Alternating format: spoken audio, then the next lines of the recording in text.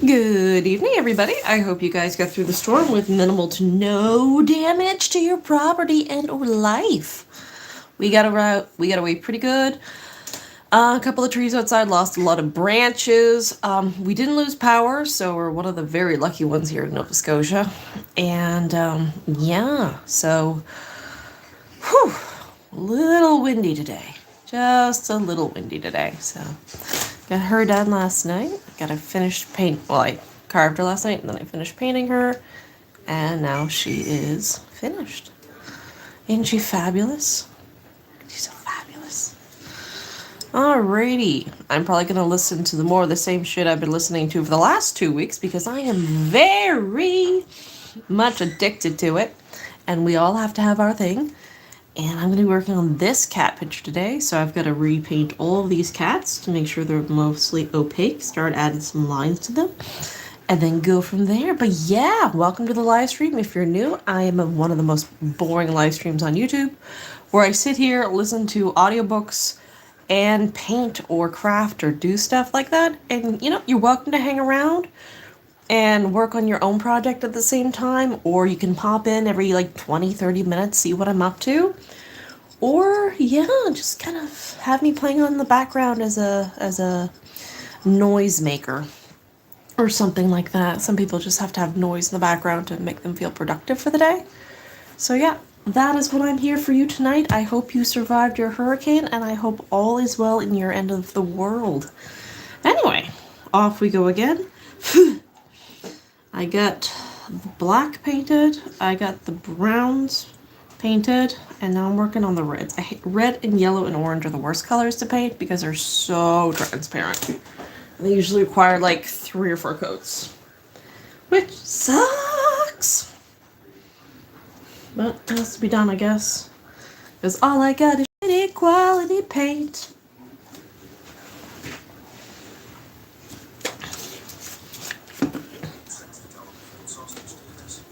Judging by the protests across the galaxy, I wasn't the only one who felt compelled to take matters into my own paws. Whatever the Venlo Republic was hiding, I was determined to get to the bottom of it. Sovlin. Piri, the Ghajiit Prime Minister, sighed in irritation. She must have seen my eyes gloss over. You still with me? Or are you plotting revenge in that thick head of yours? I blinked several times. Sorry, ma'am. As I was saying, I'm disappointed in you. You went off snooping on the Venlil without permission and used Federation forces to do so.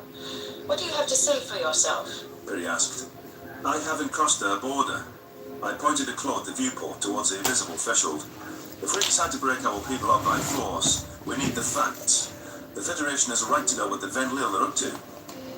What makes you think they're up to anything?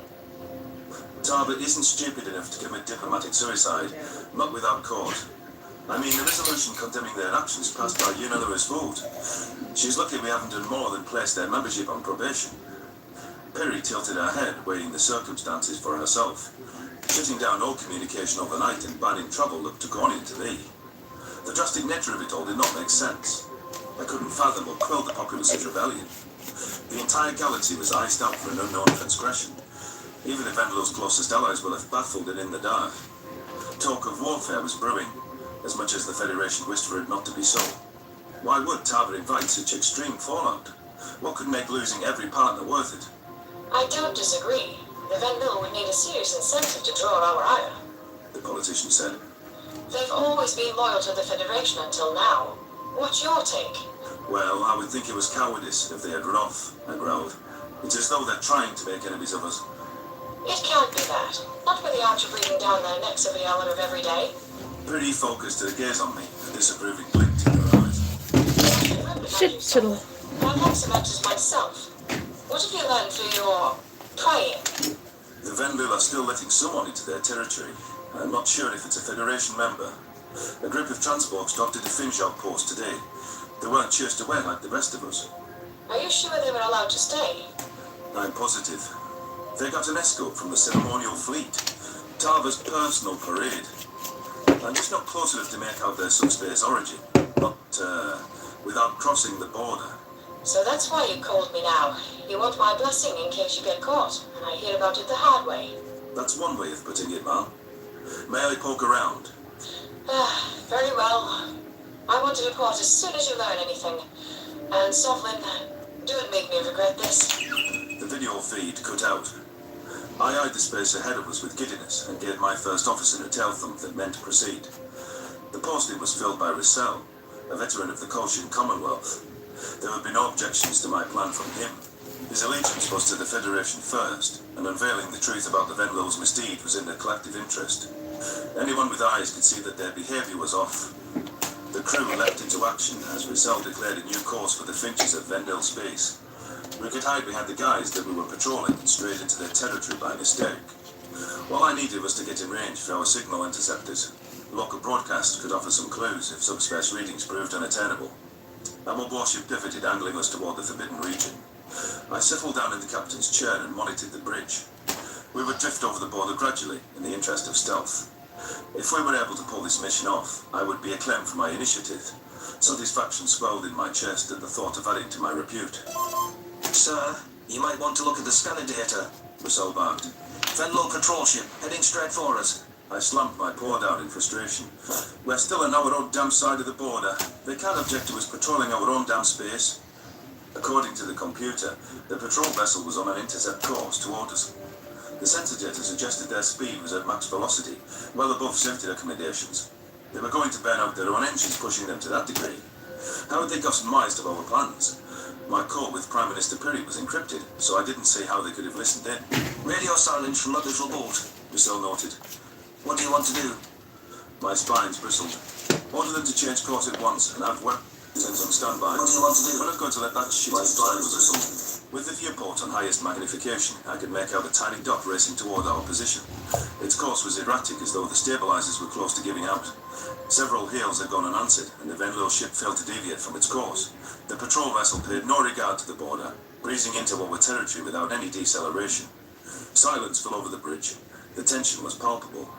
I knew my crew still felt some sense of attachment to the Venlil after years of steadfast alliance. It was for their sake that I wasn't striking this craft down on the spot. Fired a warning shot and hailed them one final time. If there's no acknowledgement, I want them finished. 3 plasmodons were locked just above the patrol ship's flight path. It's... Mom? Is she gone out? Oh, that was quick.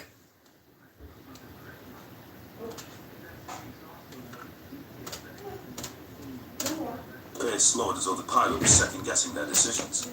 The hesitation was brief, though. It returned to its stubborn sprint moments later.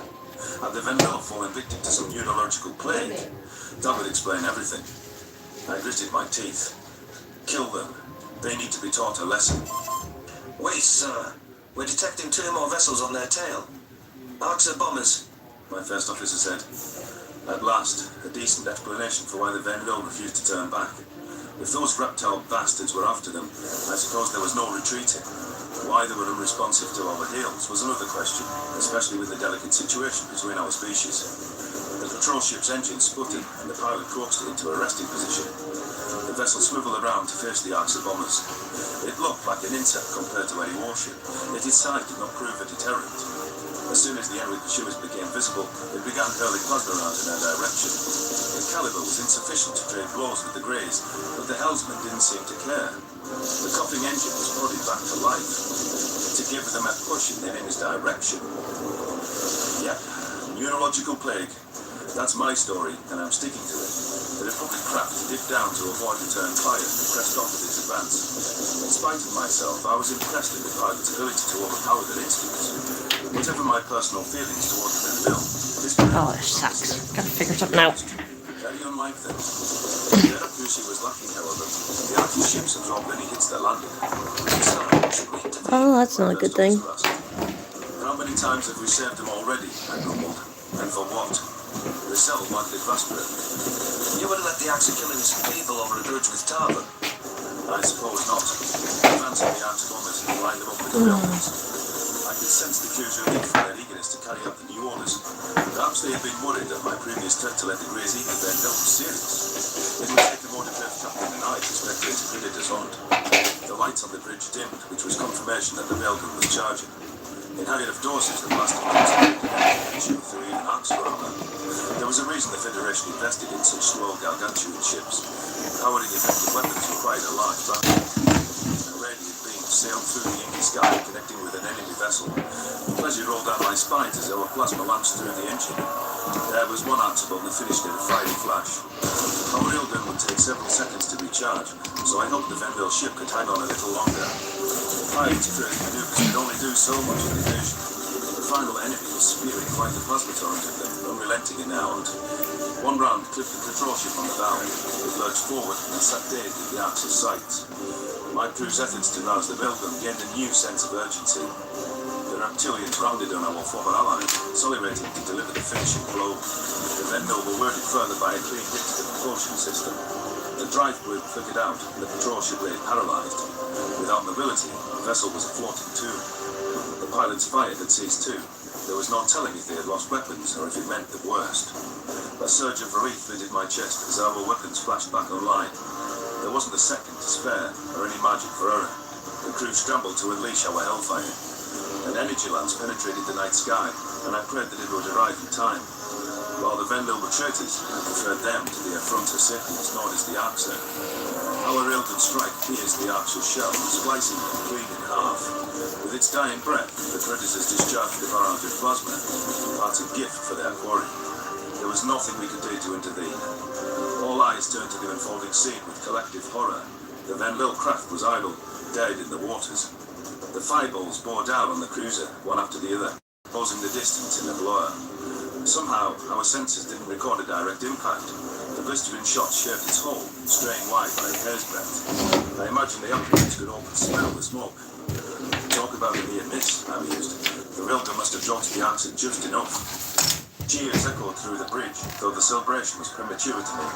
The Venville ship sustained serious damage and wasn't showing any signs of activity. Venville ship, do you copy? I asked over the comms frequency. We can send medical assistance if needed. There was silence. My opportunism flickered back to life as I remembered the purpose of our foray. Nobody had communicated with anyone inside Republic borders for weeks. This was the perfect opportunity to force the Venville to talk, to discover the truth behind their reclusiveness.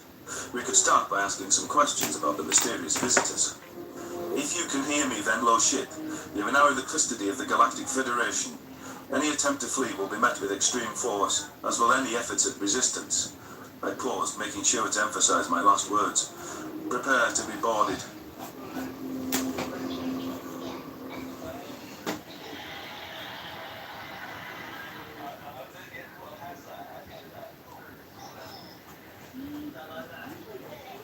I don't know if this is the same purple or not. Oh man, come on. I had these all set up to play. I don't want to go through it again.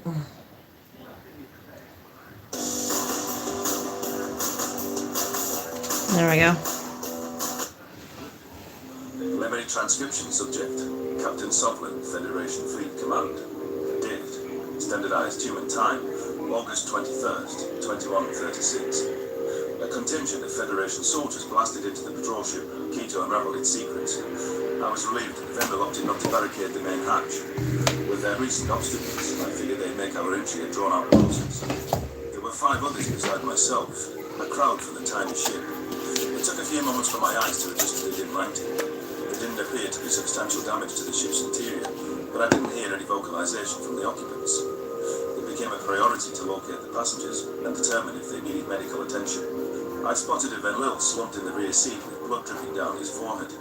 Judging by the wound's location, his head was tossed into the ship frame during the Archer strikes. It was possible he had been knocked out prior from fear or shock. Those injuries required extensive treatment if it was severe enough for him to remain unconscious. The sound of heavy breathing drew my attention, and my eyes darted toward the pilot's chair. The creature's form was mostly void of fur, if the bits of pinkish skin that peeked through its garments were an indicator. The sole hair clump was a mop of red fuzz on its head, which cut off near its neckline. With its back to us, I couldn't make out any more about its features. Is this the species that docked at the station earlier? It didn't look like any life form I'd stumbled across in my travels, so that ruled out it being a Federation member. Something about it made my skin crawl. Maybe it was just the lack of hair that made it look freakish. Its skin looked soft, lacking any sort of natural armor or defenses. Its stature wasn't impressive either, only a touch taller than myself. What are you? I growled. I'm Marcel, just a guy. Nice to meet you. He offered. Please, Pop Slanik, he's injured. I sighed in irritation. Fine. But why the fuck weren't you answering our heels? We almost blasted you out of the sky. I didn't know how to use the comm system. My buddy was unconscious, in shock, I think. Marcel's voice was low and breathy. He seemed to be hyperventilating. This is my first time flying one of these. You'd never flown one of these ships before. And you fly like that. Like what? Never mind. Turn around and come with us. I can't do that. How dense could a person be? This was not a negotiation. These two were in no position to argue with us. My boarding notification was explicit enough in stating that they were our prisoners, not our guests. My attempts to be sensitive and not wave guns around the second we stepped in clearly hadn't paid dividends. Marcel, I wasn't asking, I hissed. If you expect us to help your friend, you'd better comply. Let's just talk for a moment, okay? The peculiar pilot raised his hands over his head slowly, but kept his head pointed toward the viewport. Listen, I'm not your enemy. I don't want you to shoot me.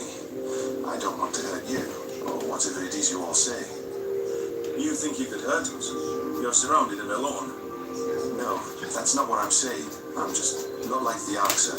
We're on the same team, okay? What is this nonsense? Your rambling is madness. Don't tell me you're going into shock too. Marcel drew a shaky breath and turned his head slowly toward us. The Dreamet nearest to him staggered backward, reaching for her sidearm. She tripped over the lifeless Slanik in her retreat and was charged back in a panic. The round ended up buried in the ceiling, punching a hole in the already battered ship, firing plasma guns and demonstrating reckless trigger discipline in a contained spaceship. The damn thing was venting atmosphere as we spoke. The crewmate earned a scorching glare from me. I was appalled with her behaviour. Motors gotten into you, I screeched. Holster your weapon at once. I'll have you disciplined for your... Captain Sovlin, Another crewmate interrupted in a squeaky whisper. look, it's one of them. My gaze flitted back over to Marcel. Shock stabbed at my heart. My insides twisted into knots. The pilot sported binocular vision, just like the Arxer. A cruel intelligence glistened through his beady eyes, even as he tried to avert them. Every time he directed his gaze at someone, it felt like they were being tracked. His inky pupils were no more than dilated pools of hunger. The pieces fell together as I gaped at Marcel, dumbfounded. A fellow hunter on a Republic ship could only mean one thing. The Van Lille homeworld was occupied by an army of predators, and in all likelihood, their species was enslaved. These beasts must be the reason for that distress signal a few weeks ago. Perhaps I owed the Van Lille an apology since I had misjudged them so terribly. The tragedy they endured was unspeakable. The monsters probably threatened to kill their entire populace if they tried anything, which is why Talbot betrayed us. Her decision-making was still terrible, but something I could forgive. Chasing the Federation Armada off in the duress was different to abandoning her friends. The resentment festering inside of me dissipated in an instant, replaced by burning hatred. We had never lifted our paws on one of the reptiles, so we'd have to settle for the next best thing. I would not let Marcel's species follow in the Archer's footsteps. I would make them pay for everything they had done, tenfold. Marcel's hands trembled and he closed his eyes. Guys, I'm just here to fight the Arxer. What they've done is despicable, and we would never... Quiet! Get on the ground. My voice was cold and assertive as I raised my sidearm at him. Don't shoot him unless he pushes us. I want him alive. The predator obeyed, sprawling out prone on the floor. He was lying flat on his stomach, so his eyes were facing the ground.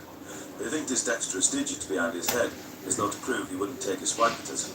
My soldiers gave me an expectant look, waiting for orders. Did they presume I had the answer to everything? There was nothing in the book about predators hiding in plain sight. But if I didn't take command, there was going to be a total collapse of control. The last thing I wanted was my unit fleeing and leaving this creature on the loose in our territory. Protect Slanik until medical assistance arrived, I said, gesturing toward the unconscious Ben Lil. Get him out of here and somewhere safe. Be gentle with him when he wakes. Make sure he knows he's free, and that he never has to see this monster again. Marcel stiffened. Free? Slanik is... Another word and I'll kill you. Don't tempt me, freak.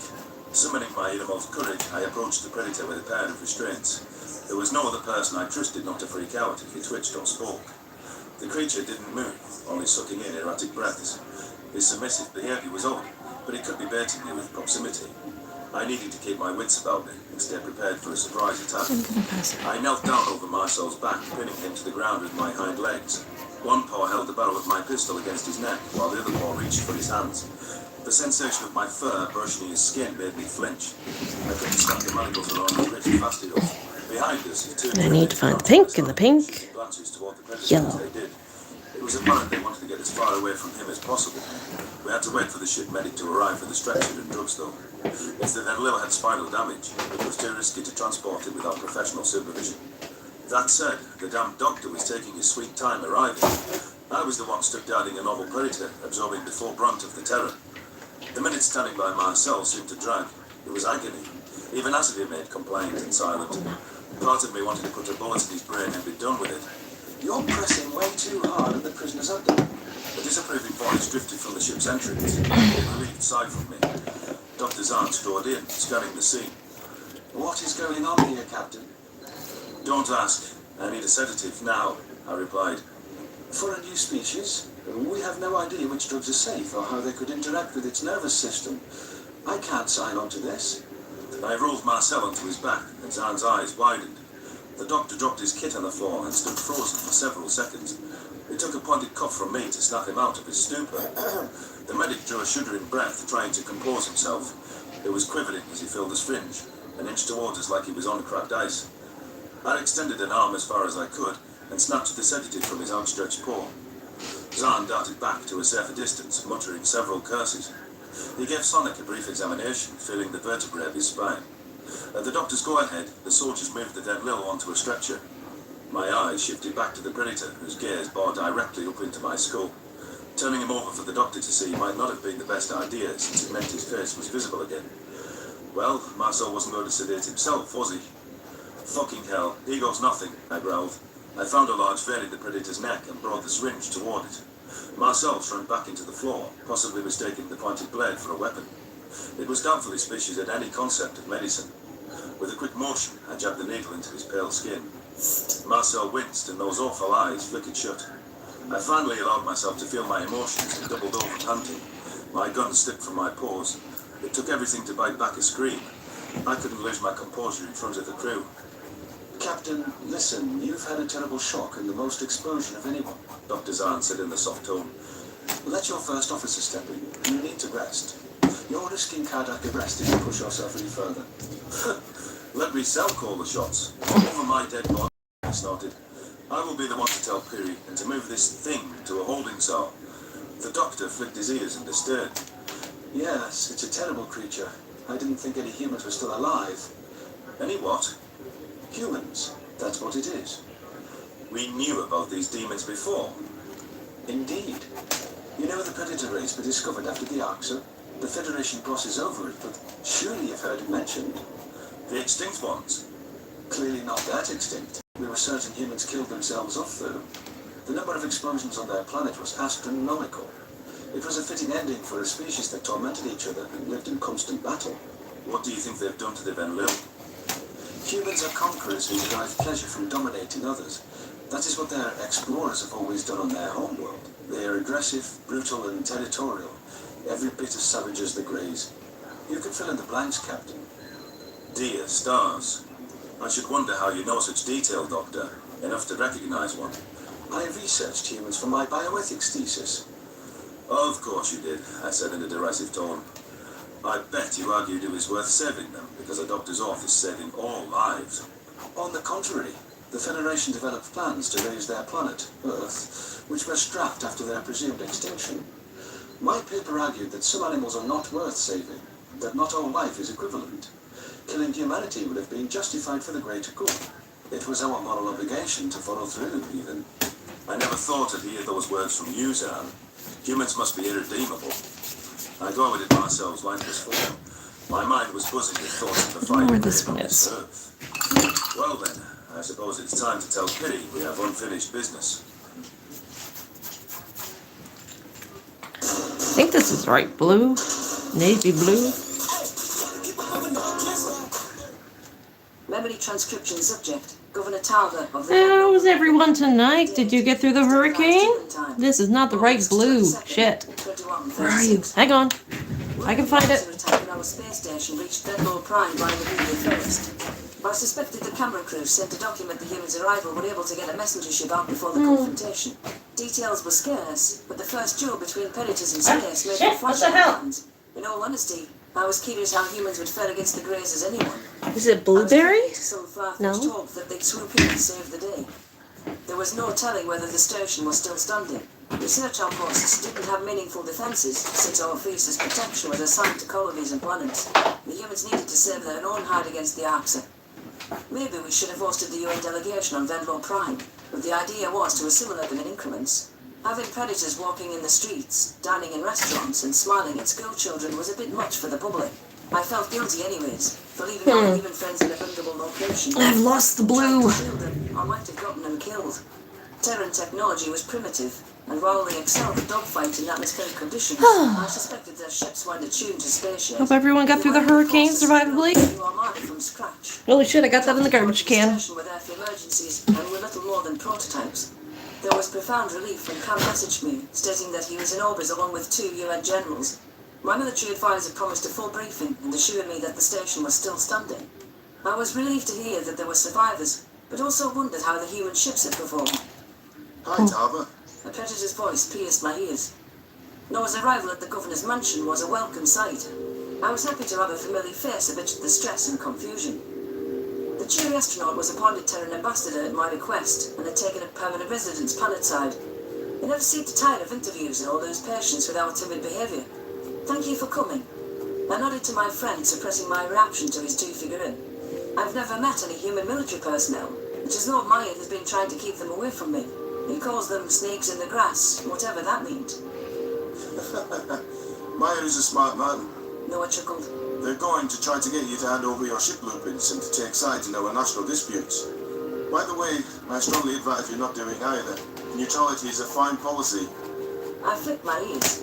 What disputes? Don't you all get along now? We get along, Tava. We just get along with the Arxa less. Why can't you make peace? That's all Predator's instinct for a Russian thing. I guess. Not smart. You must realise it's not advantageous to your species to fight. Good day. We know that, but we are what we are. Did you get hit with the hurricane as well, or were you somewhere less windy this weekend? The military advisor looked like he hadn't slept in days. 2 humans trailed after him, sporting uniforms with flashy colours. If memory served me right, the one in the light blue was from the US Space Force, while the red attire designated China's Strategic Support Force.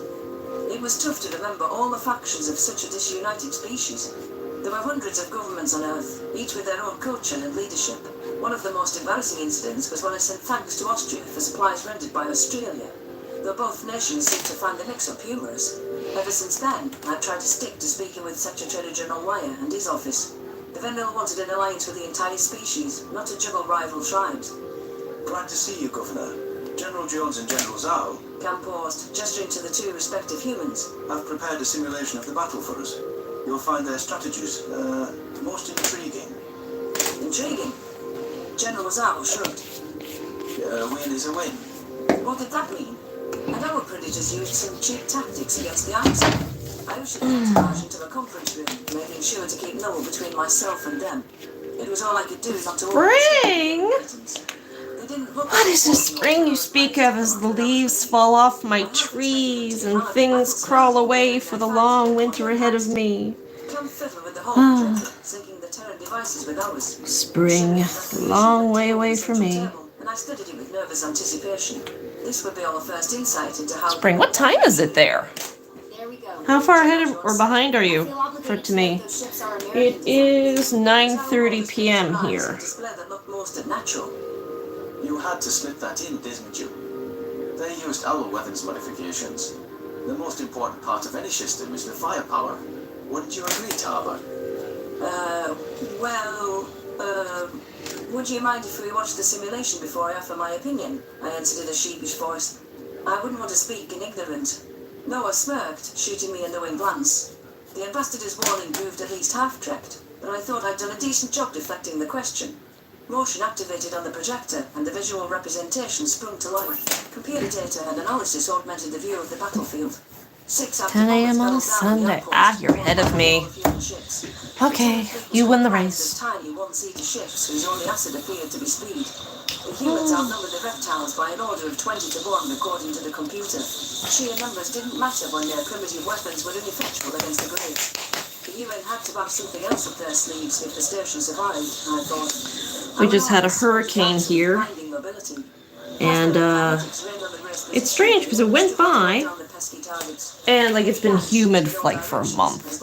And it just went by like a few hours ago and now it actually feels like fall. It feels chilly out. So that's interesting. The Arks of Craft had sustained minor damage, but were mostly unscathed. There was no sign of We didn't lose anything except a couple of branches off some trees, so that's pretty good. But apparently we lost a couple of beaches up the line. Humans flew practically on top of the Arks, making it impossible for them to use their railroad. The reptiles switched over to kinetic weapons and carved swords through the terran ranks with precision. The bombers then broke off toward the station, disregarding the puny fighters. The humans were not worthy of attention. Even to me, these UN ships are a joke. This is the species that was supposed to save us, I mused. They sent their pilots to a slaughter. Blind aggression isn't enough. It was the second that the Arks lost interest that the primates pounced. There were only 50 I'm in Nova Scotia, Canada. but they acted in harmony. The humans discharged heat We just got hit by Hurricane Lee. the explosions themselves. We usually don't get hurricanes here, but you know, things have changed over the last 20, 30 years when it comes to weather, so we're getting a lot more now. We get a couple a year, which is sad because I lost almost all of my sunflowers. It was time to order a retreat before there were no forces left. Instead, the primates violated all the laws of self-preservation. The Terrans formed a barricade in the Axis path, trying to intercept their fire. Their railguns chewed through the fighters with ease and whittled their numbers down to a dozen. The humans were backed into a corner. Unlike us, they would not flee. They saw that the station was about to take fire and rushed forward in a predatory frenzy. The last Terran ammunition was dispensed. They were turned dry with no options to fight on. Several captains made the spontaneous decision to hurl the last scraps of their fighters into Archer ranks. What kind of species used their ships as touchdowns? How could their impulse be to sacrifice their own lives? In the wake of the humans' early battering, the reptiles proved unable to withstand multiple drive explosions. The handful of remaining fighters sat defiantly, almost daring the Axis ships to emerge from the smoke. The simulation froze as it reached the end of the data input. We suffered heavy losses. If only our drone program was ready for deployment, that would be a game changer. At least we know now the Arxer can be taken down. General Jones said. There were no Vendel casualties. We destroyed the Greys before they reached the station. General Zoe concluded. I glanced away in horror. Only 3 UN vessels remained from the original allotment. The humans sacrificed ships numbering in the 3 digits to stop the Arxer. That could hardly be considered a victory. How could predators develop vessels that were that much weaker than their counterparts? That loss ratio was unacceptable in a long-term war. There is a small point of concern, Governor. Jones paused, waiting for me to focus on her. A Van Lille patrol ship went missing in Federation territory with a human on board. In the hours since, the Gojits have started to mobilize along the border. Oh, yeah, fire. We had winter, and then we had fire season, and then everything drowned, and now we have hurricanes. Yeah. We had some record-breaking forest fires here. My friend had to evacuate his home, so I ended up with his cat for a week. There was no telling how a predatory species might retaliate to a plot for their extinction. You guys have a lot of dry stuff down there to go boom when fire happens. I had to divulge the full extent of the Federation's hatred. Well, maybe we should speak to them. Noah chimed in. I'm not sure we shouldn't have from the start. The Arks are a sample size of 1. The Unions have no experience with humans or any other predators. If Tabla vouches for us, they might come around. I stood up from my chair, and I doubt that. They'll hate you. The Terran ambassador frowned. If you can accept us, why can't they?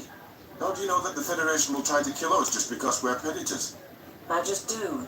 Noah crossed his arms. You're going to have to do better than that. I need a word with the ambassador alone. No. I think we should all hear this. General Zal's posture was stiff as a board, as though he'd sensed something off. Whatever pertains to our safety concerns everyone in this room. Well, it's because... Noah tilted his head inquisitively. Worry sparkled in his brown eyes as he noticed me shying away from him. I wondered if even he could forgive me for such a grave omission, for the betrayal of his trust. Because they tried to kill the last predators they found. I slumped my shoulders in defeat, avoiding his gaze. I didn't want to tell you, You're saying they killed another predator species before? Billy Bastardo asked. No, there are only two. Then, The Federation knew about humans and Earth a long time ago. The vote to trash your planet was unanimous after footage of your world wars became public. General George's eyes narrowed to slits. Unanimous. That includes the Venlil? Yes. Before my time, but... Yes. We were meticulous in our planning. We believed we couldn't fail. wow. Earth flashed in Noah's gears, though the human quickly blinked it away. All right. What stopped them? The Federation thought you were dead. Something about hundreds of nuclear explosions right after those world wars ended. I myself wonder what that was. Testing. There were countless nuclear tests in that era. In unpopulated areas, might I add. No one muttered. I see. At any rate, that's how we knew exactly what you were, and where you were from, before your ship ever hailed us. The Federation will recognize what the captive is, and find Earth's location on a star chart. George's eyes were icy. You didn't think this was something we needed to know, Tarva? Yeah, why are you telling us now? Zog spat. I shrank back under the Predator's withering gaze. While their anger was justified, it rendered me unable to form a response. Open hostility was not something my instinct processed well. Not when they were eyeing me up like their next meal. The Covenant didn't want us to, of course, to attack the Federation. Noah said, leaping to my defense. They are her friends, no matter how unjust they are. Besides, she's only got us for a moment. Carl cleared his throat. It's little consolation, but the Federation means well. Truly. Well-meaning or not, they want to kill us. We have to make difficult choices. George growled. Earth must be protected at all costs. I don't think Tarva wants to see that side of us. I will support you all, no matter what you choose, I stammered. I don't want humanity to die. If you evacuate people from Earth, they will be welcome in our territory. And though I have no right to ask, I beg you to show the Federation mercy. The human generals did not respond aloud, but their expressions conveyed a simmering rage.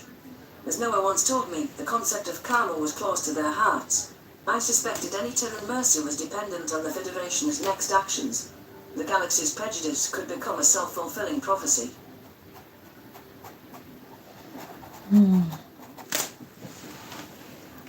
At Cadillac, we believe limits are meant to be pushed. Alrighty, have fun in your garden. Let me know when you're done what you're growing. I had tomatoes and cucumbers and squash, but I didn't get any pumpkins this year. It just, the weather wasn't for it. Inscription subject, Slonic, Vendel Space Corps. Date, standardized human time, August 30th, 2136. And thanks for stopping by. Glow of the artificial lighting Bye. was the first thing that met my eyes. Thanks for stopping by. I stared at the unfamiliar I'm back sounds again. and confusion, It'll just trying be, to recall where or I painting, was. or sewing. I might be sewing. Right. How did I get here? Someone had cocooned me in a blanket which insulated me from the drafty room. There was light pressure in my ears, perhaps from some sort of bandage. Pain pulsed in my temple, dulled by a painkiller. Snippets of shapes lingered in my memory, but there was nothing concrete. I think I'd been drifting in and out of consciousness for days. My brain concluded that this was a hospital, which meant I was recovering from a serious injury. My adult state suggested the damage was concentrated on the head. Gritting my teeth, I tried to think of the last thing I could remember. 2 Axis bombers were chasing my spacecraft, and after that, everything got fuzzy. How was I still alive? It had seemed to be a hopeless scenario. There was a grim certainty that they would catch a small ship sooner or later. There were vague recollections of being paralyzed in fear, plastered against the seat. The person flying was screaming my name, and had the most visceral look on their penitent. I snapped upright. Marcel! Where is Marcel? What happened to him? Easy. Calm down. A gentle voice came from my right. A Tarkan male was seated beside my bed, keeping an eye on my vitals. You're safe now. I'm Dr. Zahn. You're in the medical bay of a Federation warship. The Federation? My heart rate spiked, which Zahn seemed to notice. Why are you involved? Well, your craft came to our territory, so we took out the Arxer. It was fortunate that the Greys crippled your ship first. If they didn't, our boarding party wouldn't... Where is Marcel? I blurted. The rush of panic was best described as gasoline lacing through my insides. It was not safe for him to encounter unprepared aliens alone when his appearance was so jarring. My mind leapt to the worst-case scenario. Had the Federation killed the human on sight? All I could picture was myself standing over his corpse. The doctor patted my arm. He's not here. Rest easy. He's not a threat. He's alive, I exhaled. Please, take me to him. I don't think that's a good idea. I hate painting orange. I won't be able to function if I don't. I staggered to my feet. Back on the bed. Sympathy flashed. Oh, strawberries. Yes. My desperation. The doctor I did pretty good with strawberries this year, but I need better strawberry plants. Going to kill me. The brand or the species I have kind of suck. Then all right, Zan grumbled. The tacked doctor pushed me into a hallway, steering us past maintenance rooms and lounges. My concern intensified as I received pitying stares from the crewmates we passed, which reminded me of the look people had when they learned the species' homeworld had been destroyed by the Axa. Had the Federation assumed that humans attacked Venlo Prime? Oh God, how long have I been out? They would at least hear Marcel out, right? They're rational people, I tried to convince myself. I need to back up his story before something terrible happens. I have to speak to their captain at once. A pair of automatic doors creaked open, and Zahn rolled into an observation room. The army of officers stood by a glass pane, which provided a view to the holding cell. They seemed to be pointing to a spot in the corner. From their whispers, I caught the words, non-responsive, and hungry. My blood turned to ice as I realized what the tan mass in the nook was. Marcel was curled up in a ball, hugging his knees to his chest. The human was shaking from head to toe and looked gaunt enough to hardly be recognizable. His coverings had been removed, leaving his form exposed and barren. His face was bedded in the wall, so I could only see the purple bruises lining his spine. A desperate scream poured from my mouth, high-pitched and agonized. I flung myself toward the window, crawling on all fours. The sounds of the doctor trying to pacify me and the bewildered shouts of the captain registered, but I drowned them out. "Marcel!" I shrieked. Pain lanced through my vocal cords from the volume, but I hardly felt it. The human lifted his head, craning his neck toward the glass. The moment his face became visible, I gasped in horror. Claw marks traced down his right cheek, deep gashes. Marcel hadn't even bothered to clean off the dried blood, perhaps losing the ability to care. The sockets around his hazel eyes were puffy and bruised. The left one was severe enough to be swollen shut. To add insult to injury, a thick metal band was clasped around his neck, restricting his airway. The human rose on weak legs, but stumbled to the glass. His gaze locked on me, and his lips curved up slightly. The band of his neck trickled with electricity second red. With a yelp, the predator collapsed in a heap. One of the officers must have triggered the shock as a form of punitive control. My heart twisted watching my friend racked with pain. I snarled towards the Federation posse. Stop that. The one I believed was Captain Sovlin blinked in confusion. It's snarling at you. That's how humans show happiness. They don't have tails or livable ears, I growled. The electric current ceased to my relief. Marcel languished on the floor, clutching his throat. The skin beneath the collar looked red as though the human had been zapped repeatedly. Nope. The predator struggled to a kneeling position and pressed his blade hand Nope, not against the this glass. color anywhere. The Federation officers backed away, like they thought he could reach through a solid object. Tears welled in my eyes. The poor guy was struggling with such simple motions. I met his gaze and placed my own paw opposite his palm. Lade, Muscle croaked. I'm happy you're okay. I was worried. Winter comes sooner than you think. Switch to Oh winter yeah, tires I really for should make an appointment to get my performance. tires switched out. Choose from 17 Toyota recommended tire brands. Count on the right tires at the right price, thanks to Toyota's price match promise. I pinned my ears against my head with concern. The human's voice sounded weak and feeble. I could only imagine how much he was hurting, looking at the wounds all over his body. By my estimation, they weren't feeding him either. The Federation was letting him endure a slow death by starvation. I sniffled, wiping a tear off my face. I'm so sorry, Mars. It was my job to protect you, and I failed. I left you all alone. Don't cry. Please. It's not your fault. The human murmured. Dr. Zahn seemed floored by our exchange, as though he didn't understand what was happening. A claw grasped at my scruff and dragged me away from the glass. I reared at my assailant, flexing my claws as best I could. There was no chance I was letting anyone take me away from the human. What is wrong with you, Stanek? Captain Sovlin set me down in the hallway, deflecting an attempted swing. You're crying over a vicious, sadistic predator. A human. What is wrong with me? The veins in my eyes moved as whiter fury coursed through my blood. How could you do this to him? Marcel is my friend. I thought you'd be more grateful being liberated. The species that enslaves and exploits you are not your friends. I can't believe I have to say that. We aren't enslaved. We're partners with them willingly. Sovlin recoiled. I'm sorry, what? A science special made contact with us. After speaking with them, we couldn't let you chase their trail. We knew this is what you fuckers would do to an innocent species that came in peace. I refuse to believe that. The distress signal. Their history. Well, just look at them. He spat, spine specialing. The Fenlil wouldn't betray the Federation, not for their kind. Do you have any idea which species you're dealing with? We do. Fenlil scientists did tests that prove that humans feel empathy. They are kind and gentle. Marcel is kind and gentle. Kind and gentle. As if.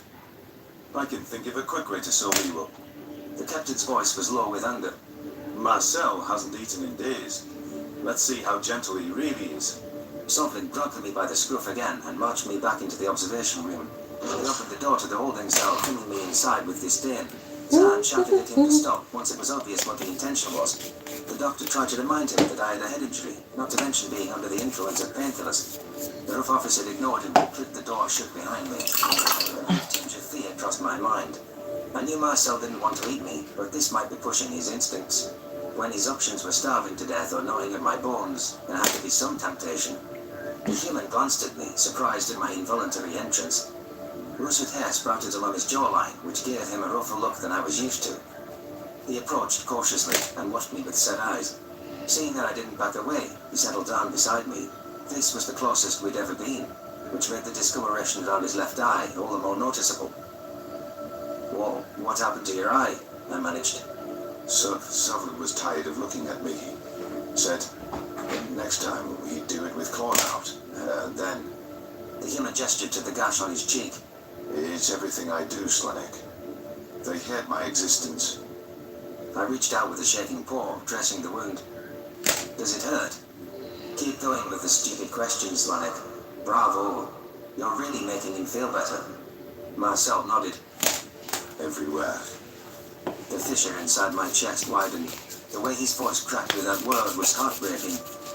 The human lowered his head into his hands, and defeat radiated through his posture. Let's see, where I else? couldn't bear to see the shot, Yellow. considering Marcel reduced to this. I'm going to get you out of here. I promise. I whimpered. But, my friend, don't make promises you can't keep. The human coughed. My paws took the predator closer to me before I realized I had done it. Marcel's eyebrows shot up in surprise, but he didn't try to pull away. He rested his head on my stomach and tried to absorb some of my body warmth. I petted his hair with a tentative paw, humming soothingly. His oily mane was softer than I expected it to be, except for the strands that were crusted by blood. The human closed his hunter eyes, relaxing into my arms. A more peaceful expression settled onto his face, and I observed him with fondness. Sovlin was right. I saw exactly how gentle Marcel was. With his bruised skull cradled in my lap and his shivering body snuggled up against me, he seemed so frail and innocent. But I will get you out of here, because you are my brother, my best friend, I whispered. And I love you. I thought Marcel didn't hear me, because there was no reaction or response. It wasn't until I saw a tear trickle down his cheek that I realized he had. The human reached up with a feeble hand and brought my paw over his chest. The steady beat of his heart ebbed into my toes, warm and rhythmic. After-class pain, the Federation officers gawked at the affectionate scene between a predator and its prey. I forgot how cats are colored. Let's see, we have stripies, we have a half and half. Dead. Standardized human time, August 31st, 2136. I don't remember thinking of it, but it was incredible that my instincts allowed it. There was no greater state of helplessness than during slumber, between diminished awareness and an inability to react to threats. I wondered if Marcel understood how deep of a display of trust it was, that I could fall asleep in his presence at all. I don't think that's The going to human work had this stirred by one. the time I woke and was crouched in the corner watching me. I swished my tail at the predator, and he smiled in return. It was a sinister display, yet bearable to me because of its intention. As terrible as his physical condition was, the brute crushing meant he was in better spirits, and that was all that mattered. That headwind must be bad if you're willing to go near me now. The humanist mouth had returned to Marcel's voice, though it sounded strained. How are you feeling? I poured at the bandage. Better. I think I can walk again. Oh dear. The human sighed. I didn't realize you couldn't move. So that's why you didn't run away. And I guess I heard what I needed to hear yesterday. I've been delirious. I'm sorry. No, you didn't mishear a word, and I meant what I said. We're in this together. The sound of his stomach rumbling overshadowed our conversation moments later. The gurgling persisted for several seconds, loud and insistent. Marcel's expression morphed to embarrassment, and the hint of an apology danced in his eyes. I think he figured it'd make me uncomfortable, but it only jogged my worry for his health. No animal could survive without sustenance. Have they fed you at all? Hello, welcome to the live stream. No. What about water? Trying to paint some I'm cats. thirsty myself. Marcel pointed to a rusty bucket in the corner, which was about half full with greyish liquid. The thought of lapping from an unfilthy container like a wild beast made me nauseous. If more time passed, though, there wouldn't be much choice. I didn't want to take the only resource the human had for now. All right, we've got to get you out of here, I said. You think, and I'll think. We'll come up with something. I glanced toward the glass pane, trying to figure out how to persuade the Federation officers. The captain was absent, which was a small point of relief. The ship doctor appeared to be in a heated discussion with a Kolshian male. Maybe our companionship had given them second thoughts about humans. I swiveled my ears toward them, straining to pick up their words. Dr. Zahn raised his eyebrows in disgust. More Trober. We should have never thrown him in there, Roussel. I know, a silky voice answered.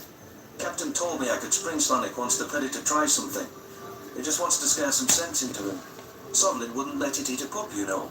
But what if it pounces on him faster than we can activate the shock collar? I can't undo a broken neck. Zahn argued. Sonic needs medical attention regardless, and I'm not going in there.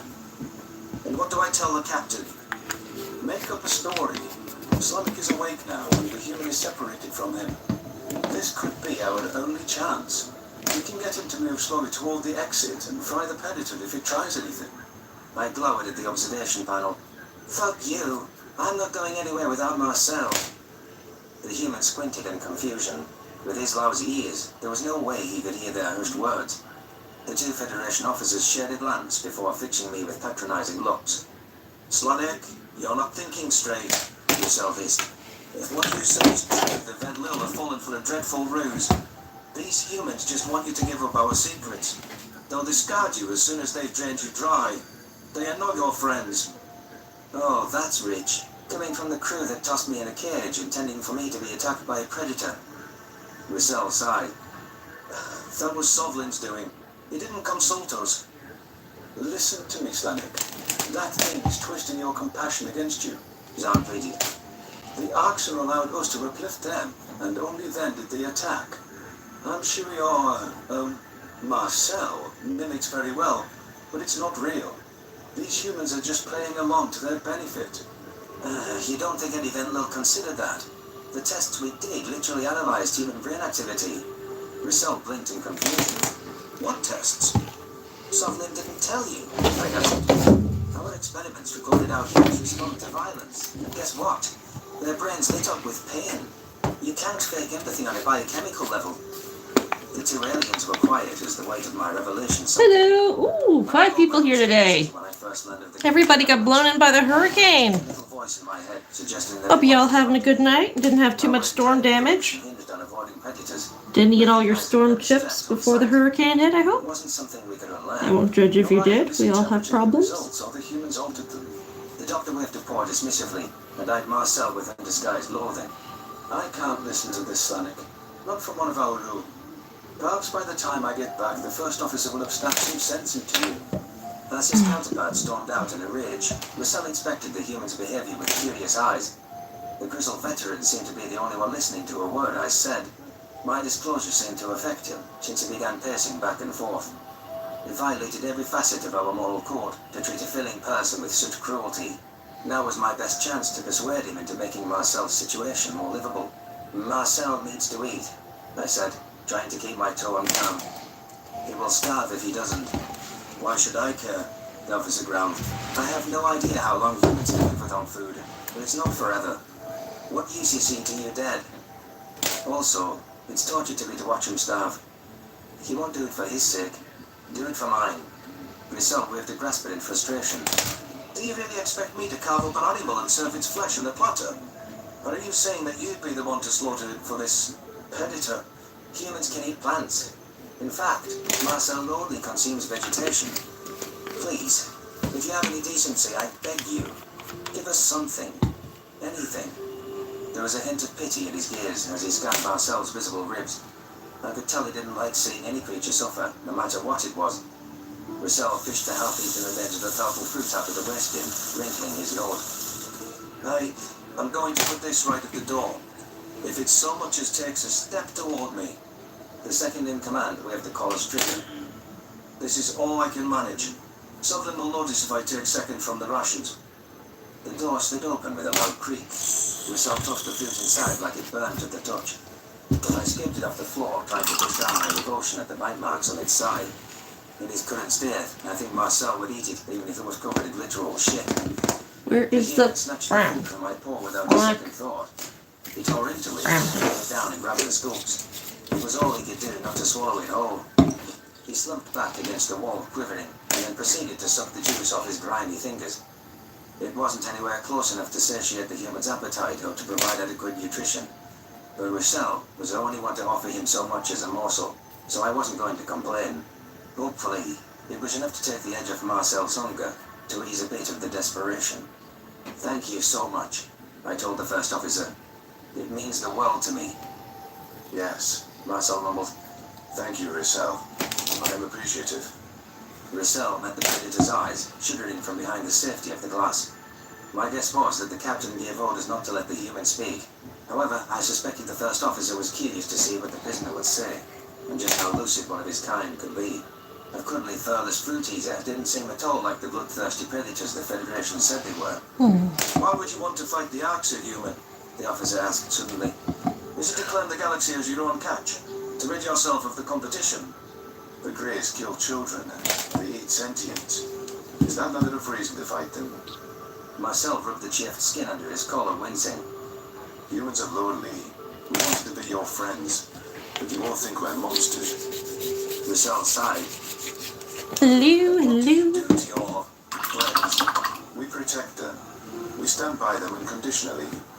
Just as we are loyal to the Ven Mill now. How can you prove that you aren't using them as your playthings? You're telling me your instincts aren't tempted at all, having a vulnerable creature like Slonic at your mercy? God, no. Humans don't have animals much less cute than him, you know. Look at that adorable face. All I can think about is his safety. Prove it to... Captain Sutherland burst into the observation room, staring daggers at his first officer. The root of his exasperation must be walking in on his subordinate, conversing with the predator. Zahn was trailing close behind, and no doubt having informed the boss about my troubling statements. The doctor had a smug look on his face. You're under its spell, too. The British Gajit spat. Clearly, it's dangerous to let it start talking if it can entrance you so easily. Anyone alone might succumb to its charm. The captain leaned toward Rochelle, and the Kolshian flinched away from his threatening scowl. Sutherland nabbed the collar's trigger out of the officer's tentacle.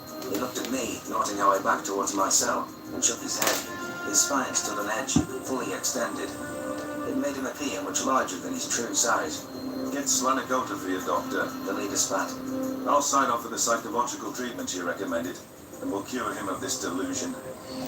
No, you can't take me away, I snarled. Sutherland sidled up to the cell door and waved for me to come to him.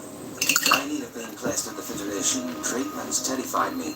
What if they convinced me that Marcel was evil or erased my memories of him?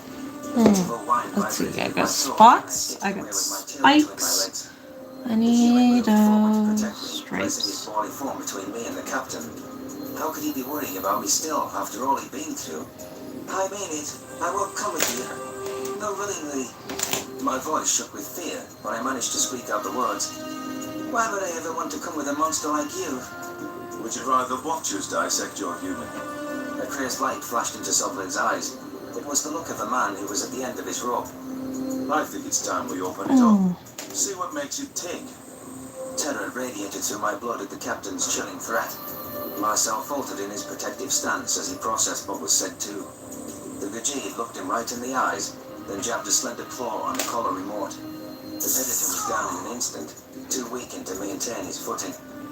Sovlin advanced on his prisoner, and I tried to get in the way. He merely shoved me to the floor with a disgusted grunt. Zahn took that as his cue to rush inside the cell to scoop me up in his sturdy arms. Panic filled my psyche as though it were my own life in the balance. My self-preservation instinct kicked into overdrive, filling me with a burning urge to escape. I tried to ride out of the doctor's grasp, to no avail. My friend's eyes narrowed as he noticed I was gone. He struggled against the pain, propping himself onto his elbows. Sovlin's face contorted with hatred, and he dealt a kick at the convulsing Marcel's head. There was a sickening crack, which I recognized as the sound of bone breaking. Blood gushed from his misshapen nose like a fountain, and the human howled in agony. It was a primal cry that made my heart burn in my chest. The captain was unrelenting in the shocks of illustration, electrocuting the predator non-stop. The human's complexion was turning bright red, and he struggled to breathe. His veins bulged against his pallid skin, and his teeth chattered in his jaw. He rolled onto his back, unable to muster any more fight. The Gajid flung the hind leg right in the spot on Marcel's ribs with the most brutal. The predator's scream seemed to satisfy the captain. It's time to end this. Sovlin drew his sidearm and flicked off the safety. I should have done this at the start, instead of wasting our oxygen prolonging its fractured life. His cell gaped in horror, edging out from the observation room. Sir, we need to keep it alive, at least until we know more. There's nothing more I need to know. I want it up my ship. The captain roared. The first officer closed his eyes, but didn't act to intervene. The voltage ceased as the Gajid turned his attention to the weapon. Sovlin towered over Marcel, pressing the barrel to the human's temple. Those hazel eyes he had come to adore stared up helplessly, glassed over from pain. There was nothing I could do as my predator friend faced his execution. I didn't paint this one, I missed it. I need clean water. My water's so dirty. Dead. Standardized. So many cats. August 31st, 2136. The thought of a world without my human was too much to bear. After all we'd been through, he felt like a long-lost brother rather than an alien predator. I would never hear his voice, message him in a chat room, or fly a spaceship with him again. His life was about to end in a haze of misery, because I was too weak to stop it. Why had I promised Marcel I would free him from this hell? It was trouble to give him a false sense of hope. If I had said the right words, if I had woken up sooner, maybe this wouldn't have happened. What kind of friend am I? A failure? I thought I had more time to talk the Federation down, since they refrained from killing him this far. There was no reason for the captain to rush to an irreversible decision, though he didn't seem in a particular hurry now. Sovlin was savoring the anguish on Marcel's face, and he seemed to be daring him to fight back. He tapped the gun against the predator's crooked nose, which elicited a crackling sound. He swiftly returned the barrel to the human's temple and flashed his teeth. The lack of a reaction disappointed him. Marcel was too out of it to process any more sensation. The captain sighed and resolved himself to finish the job. I wanted to make some sort of last-ditch effort, but Zahn had me ensnared in his suffocating grip. The doctor chuckled as he realized the human was about to be terminated. It was that callous glee that spurred me to action. "No!" I screamed.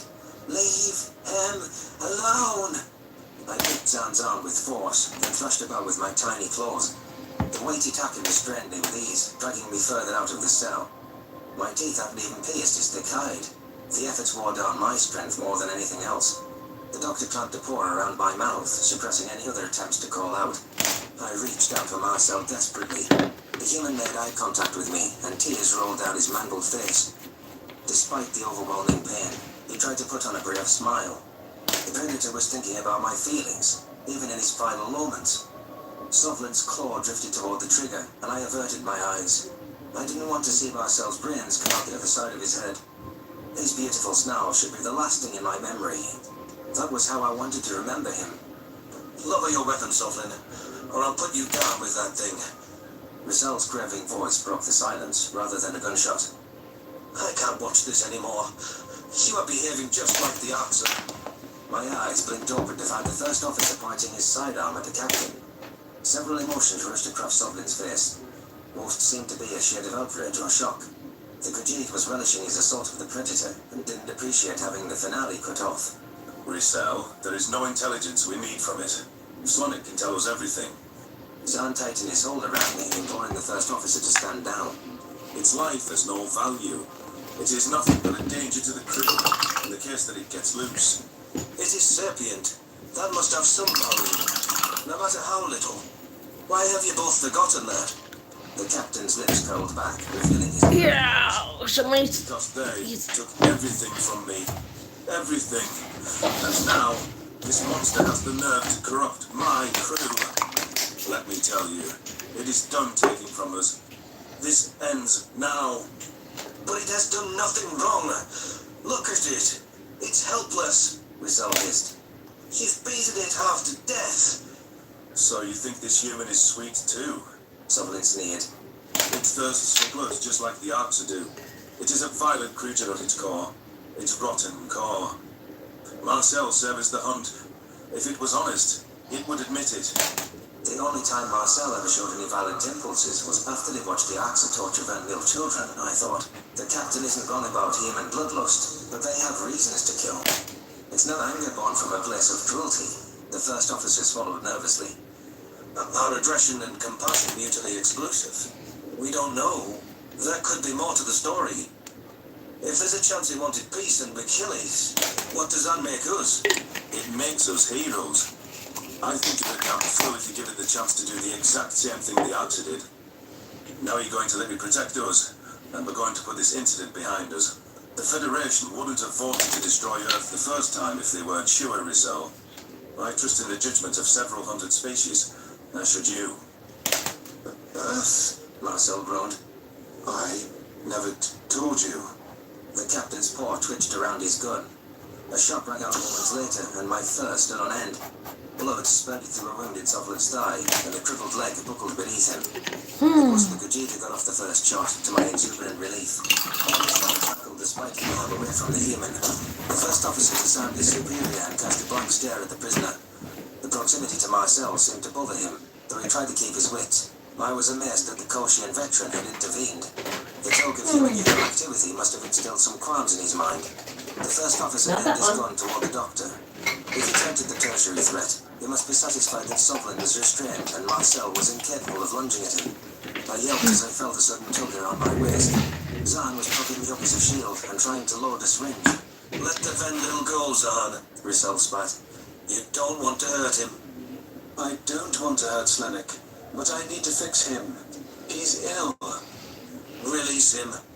Now. The doctor pressed the needle to my throat, ignoring my whimper. Or what? Or I remove the human's collar, and we find out. The Predator was in no condition to move. It was obvious to me that he was on the brink of losing consciousness.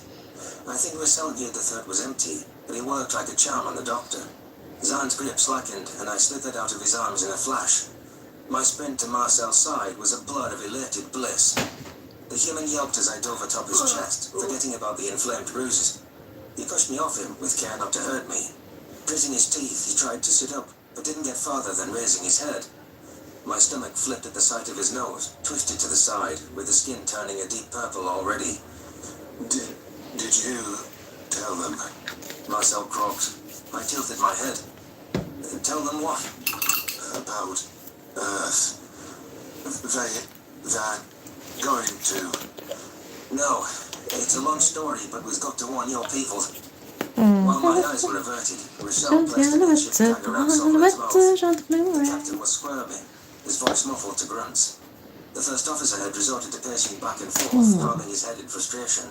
I assumed he was at a loss for what to do with Marcel. Intervening to spare the human's life was simpler than releasing him.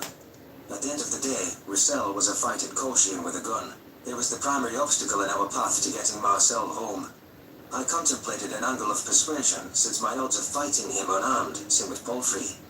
If the human dies, why did he shoot his own captain? I thought. Surely he realizes he's too far in to back out now. He wouldn't want his treason to be for naught. Rizal, we've got to get Marcel out of here. He needs a doctor, I pleaded. I know. And Zahn would poison the thing as soon as treated, Russell sighed. If there's billions of these predators out there, I suppose letting this one go isn't going to make a difference. Even if... Never mind. I'd better not give him time to change his mind. He really sounds like he's having second thoughts. I flicked my ears toward Marcel. How are we going to move him? The first officer surveyed the vicinity. His eyes landed on the wheelchair Zahn used for me yesterday. I sensed his hesitancy to retrieve it from the observation room where Sovlin still grumbling cursives and Marcel trying to sit up. The Kolshian tapped me on the shoulder and pressed the gun into my paws. If Sovlin or the Predator try anything, shoot them, Russell growled. I'll be gone a few seconds. The officer sprinted over to the wheelchair's resting. I would like to finish this tonight, but it's just the hurry up and wait for paint, and I don't know what the color is. It's just new. Almost fell over when Marcel pointed at him. I can- considered pointing the gun at his cell, since I didn't trust him to treat the human like a person. The Koshin was a bystander to Sovlin's torture after all. Even now, he kept referring to Marcel as it, or the Predator. Yeah, I think The sole that's you. reason I decided against backstabbing him was that I needed help. Russell had saved Marcel's life, and it was not that he tried to hurt him. I didn't know my way around the ship, so getting out of here was impossible without This him. is it. Not to mention that the veteran was stronger, well adapted to stress, and more adept at combat. The first officer seemed oblivious to my deliberation as he stepped away Pardon from the my butt. wheelchair. He reclaimed his firearm, brandishing it with shaking graspers. I was by far the least threatening entity in the room to his brain.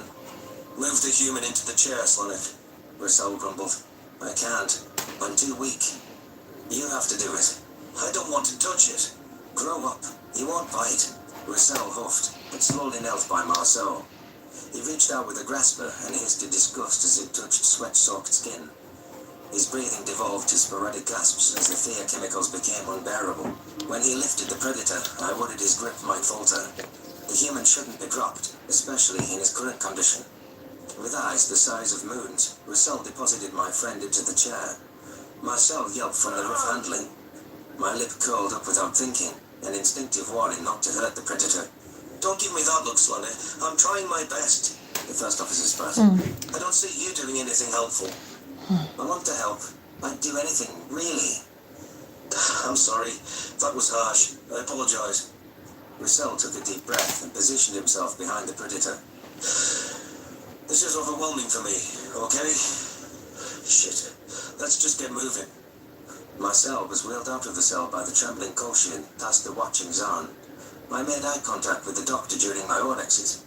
The Federation officer carting a wounded Predator away with the mesmerized Van Lille in tow. Suffice to say, it wasn't his desired outcome. The Takan seemed to be having an aneurysm at the sight of our posse. You're making a big mistake. Humans are sociopaths, murderers. Zahn screeched. Russell pointed at the doctor. You, get in that cell and treat Sovlin. I'd prefer if he doesn't bleed out. The medic bared his teeth at us. He slunk inside with reluctance and began tending to the captain's injury with his kit. Russell pressed a button outside the cell and the door slid shut. That's Several better. clicks indicated that it locked behind us. Clearly the first officer didn't want his evil ship mess pursuing us, or tipping us off to the crew. Realization flashed in the doctor's eyes, and he slammed a paw on the wall in frustration. Why didn't I do that to you all? Zahn wheeled. Russell snorted, waving a shiny object. Because I have the key. The hint of a smirk played in Marcel's face, which showed he was still conscious. I was pleased to see him responsive, though I hoped he didn't start laughing. The last thing we needed was the first officer thinking the human was growling. It was going to be difficult to get a battered Predator not unnoticed as things were. Russell, aren't the crew going to wonder why the Predator got loose? I asked. Won't they freak out? The first officer thought for a moment. He yanked the fire alarm, then pressed the button on his holopad to trigger an evacuation order. An automated message relayed the command to abandon ship, while the overhead sprinklers doused us in cold water. This guy is smart, I'll give him that, I thought. Maybe he won't be useful. Nobody would question an officer moving a high-value prisoner under emergency procedures. In his current state, Marcel appeared sedated, so that might limit panic too. Giddiness abounded in my mind at the thought of freedom. Returning home with my best friend might have been a trip to paradise as far as I was concerned. It felt like we'd been given a new lease on life. With uncertain steps, Russell guided us into the shuttle bay. Several ear-piercing screams were our greeting once the crewmates detected the half-conscious Predator. The way they pointed at Marcel made me seethe. The people nearest the entrance tripped over themselves in their haste to get away. The first officer ignored them, pushing Marcel toward an unoccupied shuttle. He carried the human with less overt fright this time. His delicacy as he flashed the predator in the back seat surprised me. The fact that he noticed his private stare through the haze of terror showed a great deal of empathy. Roussel clicked the harness over Marcel's withered chest, which was forcing out shallow breaths. The Colchian felt the human's pulse. The concern in his eyes reignited my own worries. The heartbeat must have been rapid or erratic. The first officer found a blanket under the seat and draped it over the predator's barren form. It was undeniably a kind gesture. Roussel seemed to care.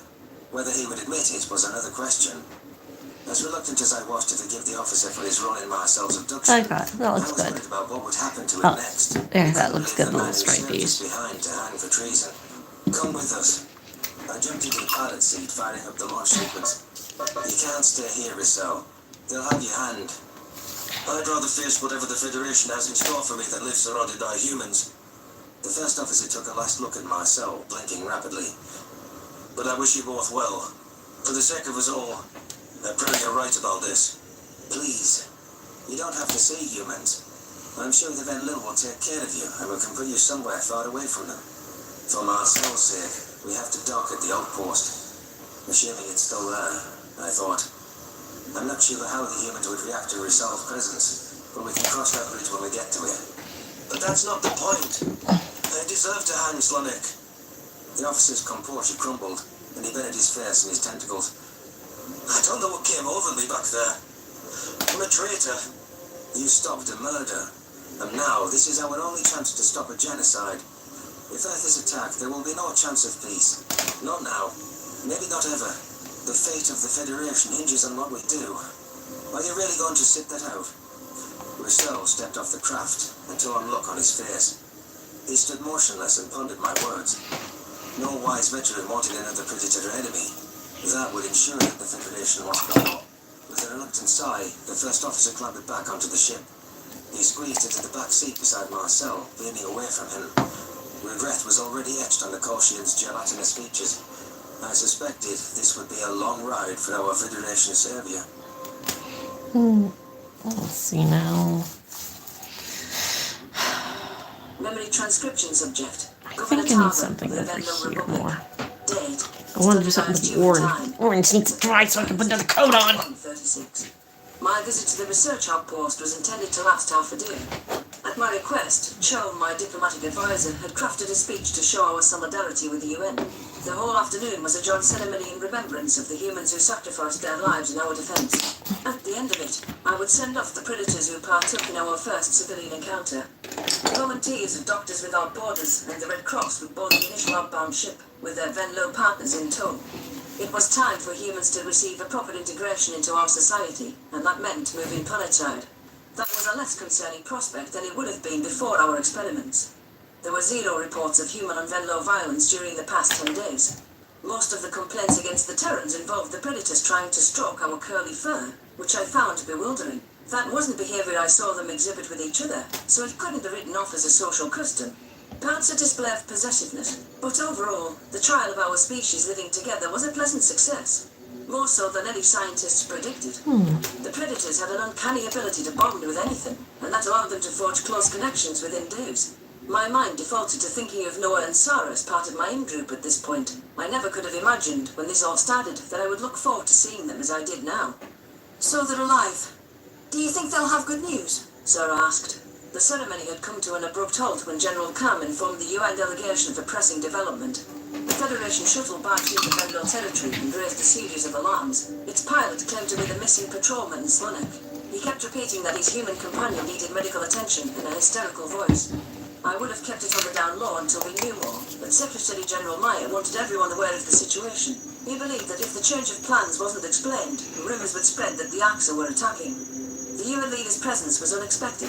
Shit. Never met in person or spoken. Alright, well, I guess he's getting stripes. When Ambassador Noah told him of my plans, he wished to attend the memorial firsthand. Many humans flocked to the docking port as the news dispersed. Everyone on the station was eager to welcome the arrivals. The crowd numbered several hundred once Van Lille were added to the count. Terran paramedics were on standby, and the media were swarming to report any developments. I knew why the predators wanted to see the state of the captives. They were trying to decide if the Federation was an enemy. In the wake of my shocking admission, they wanted to know if coexistence was even possible. This was a good sign if the Federation military was civilized enough to hear a predator out and set it free. I'm hopeful, guys. I swished my tail reassuringly. If the Federation let your Marcel fellow go, maybe I was wrong. Maybe they can see you for the sensitive and wonderful species you really are. I greenlit the plan for a preemptive strike days ago.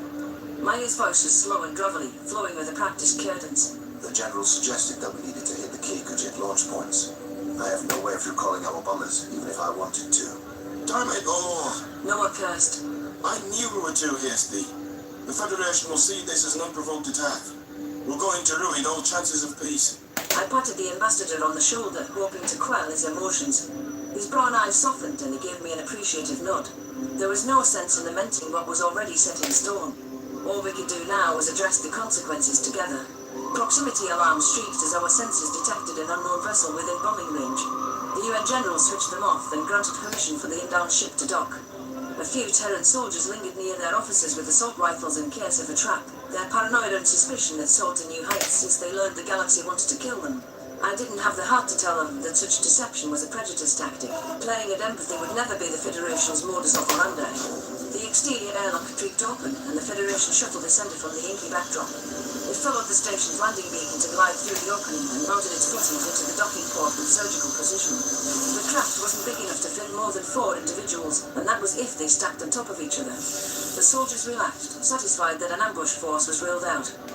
It only took a few seconds for the port to repressurize, but I could sense the humans' restlessness. Anxious murmurs cycled through the crowd, waiting on the cusp of certainty, feel the darker side of their imagination. Wrong color. The partition between the reception area and the dock receded once the sensors determined it was safe. A silver-grey Vendil poked his head from the spacecraft, which drew a few cheers from all people. A bandage wound its way around his ears, tying down the long black tuft of hair on his forehead. The blackings were soaked through with rich orange fluid. That fresh bleeding suggested he needed medical attention himself. The human paramedics exchanged looks as there was no sign of their man. They shouted their way past the Vendil. I could only see their backs, but they seemed to stiffen as they laid eyes on the interior. What had they seen that we had not? How severe were the humans' injuries? The predators tortured a stretcher inside and summoned the gurney to wait by the ship. Loud calls thundered above the chatter to clear a path.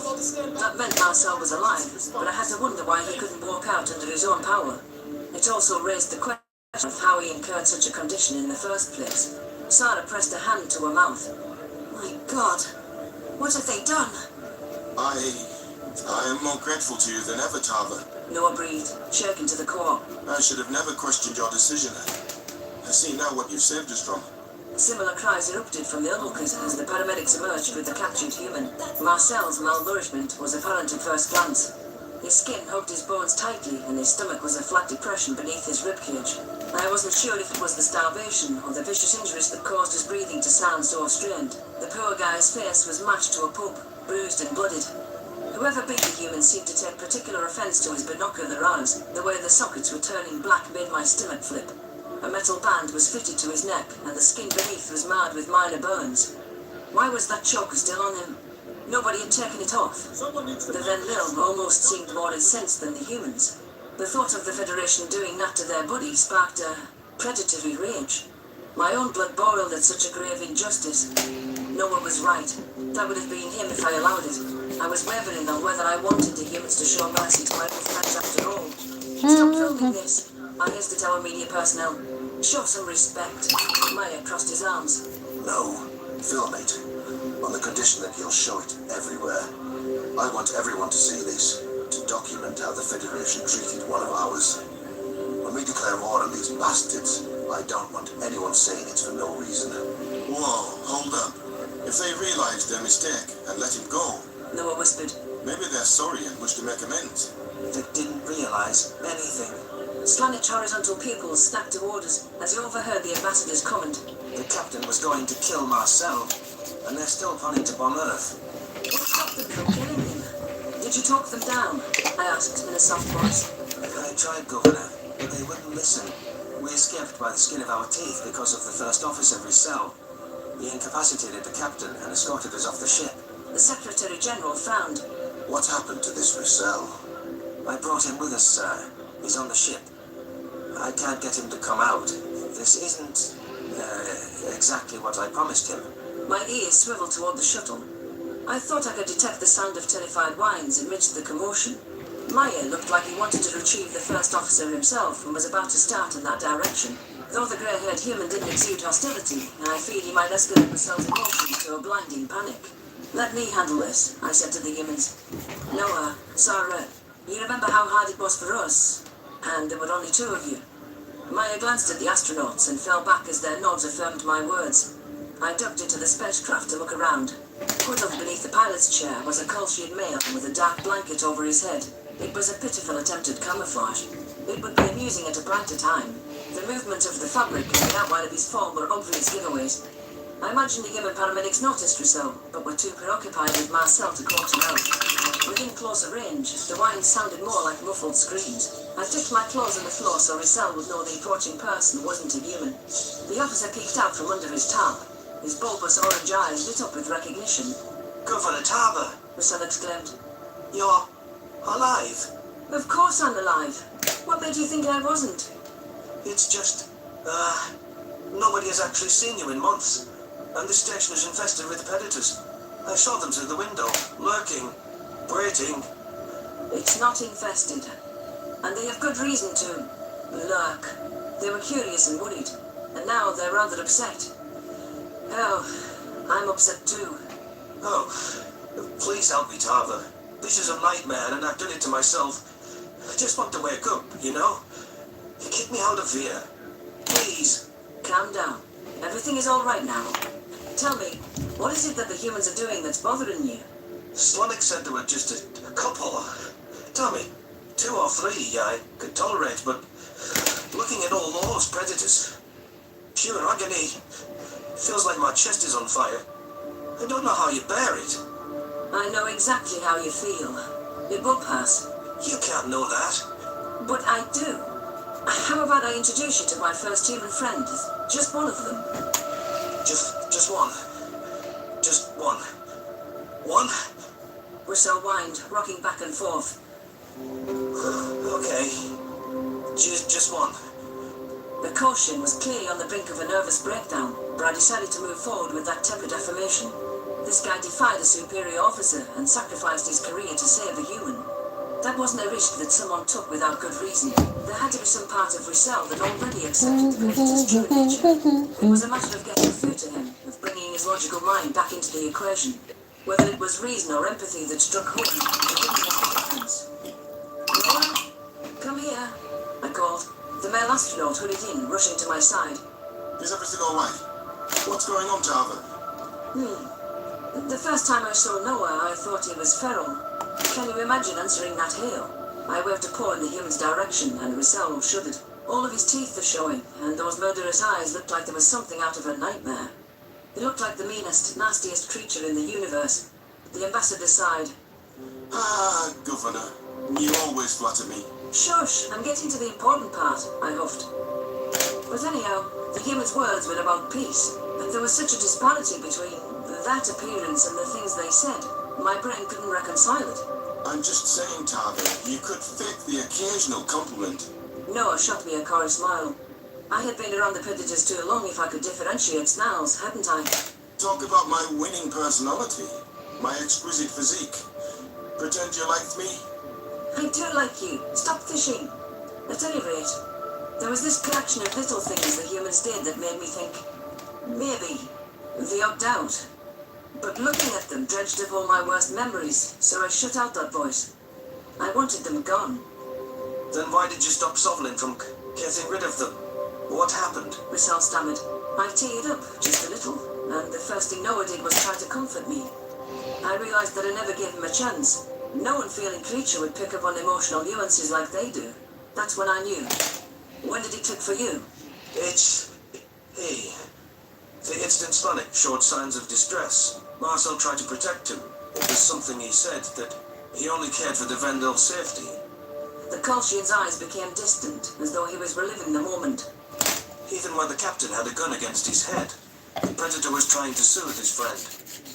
And I believed him, if just for a moment. You sensed it then, Rousseau. You know that nobody could fake it that perfectly. I know. But I feel... Forget about the feel. You're going to walk out of here with me and Noah. We'll find you a room, and I want you to rest up. And then? Then we're going to determine who is responsible for what happened to Marcel. The humans will decide what to do about it. It's your decision, but I'd like you to speak to them. You represent the Federation, as far as we're concerned. Noah nodded. As would I. We don't have to be enemies. Marcel rose to unstable legs and dusted himself off. Ross's first steps into the open were tentative and frightful. He called his tail-around mind for support. Venturing out through the sea of humans, many of whom were openly staring, must have been a daunting task, but he managed to hold back the scream which I sensed building in his chest. The officer lowered his gaze to the floor and marched ahead through the chemical fever. Perhaps this man was a spark of hope that not everyone would write humanity off on sight. I prayed that Earth could find other friends in the galaxy, and that our newfound eye would find the courage to prove that it was a possibility.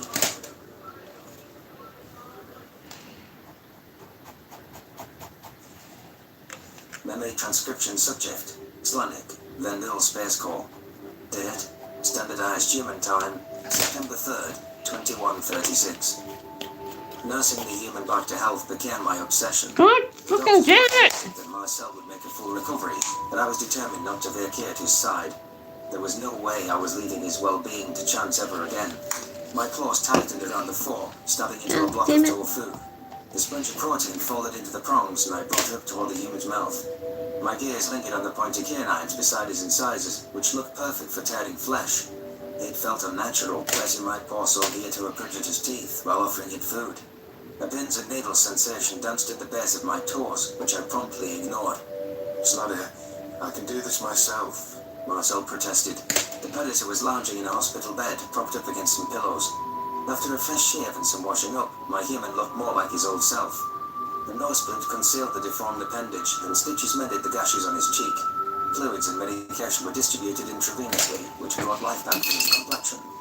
Oh, come on. But I'm not going to let you, and that's that. Marcel rolled his eyes, but allowed me to insert the protein between his lips. I scrutinized him as he chewed. It was wonderful to see him eating real food after his long hunger, but I didn't want to lose sight of the big picture. Human medicine was primitive compared to ours, a school of medievalism. My vigilance was the only hope of preventing complications. All I knew was that Marcel's diet was essential to his recovery. It was my intention for him to consume every calorie the medical staff another gave dollop. I prepared a fork full of greens which looked scrumptious and herby, and shoved it at him. The red-haired primate sighed. He took the plate from my stubborn paws and set it on the bedside There table. you go. You've got to stop babying I me. think that's enough for the details. The human began to sit up and Just need to wait for everything to dry, and then I can go in with Good as new. the oil paint markers tears welled in my and eyes. start doing the detail, which is going to be the biggest part. I'm on the mend. This is the new normal, and that's okay. I'm tougher than you think I am. You're very strong, and resilient, and brave. But What?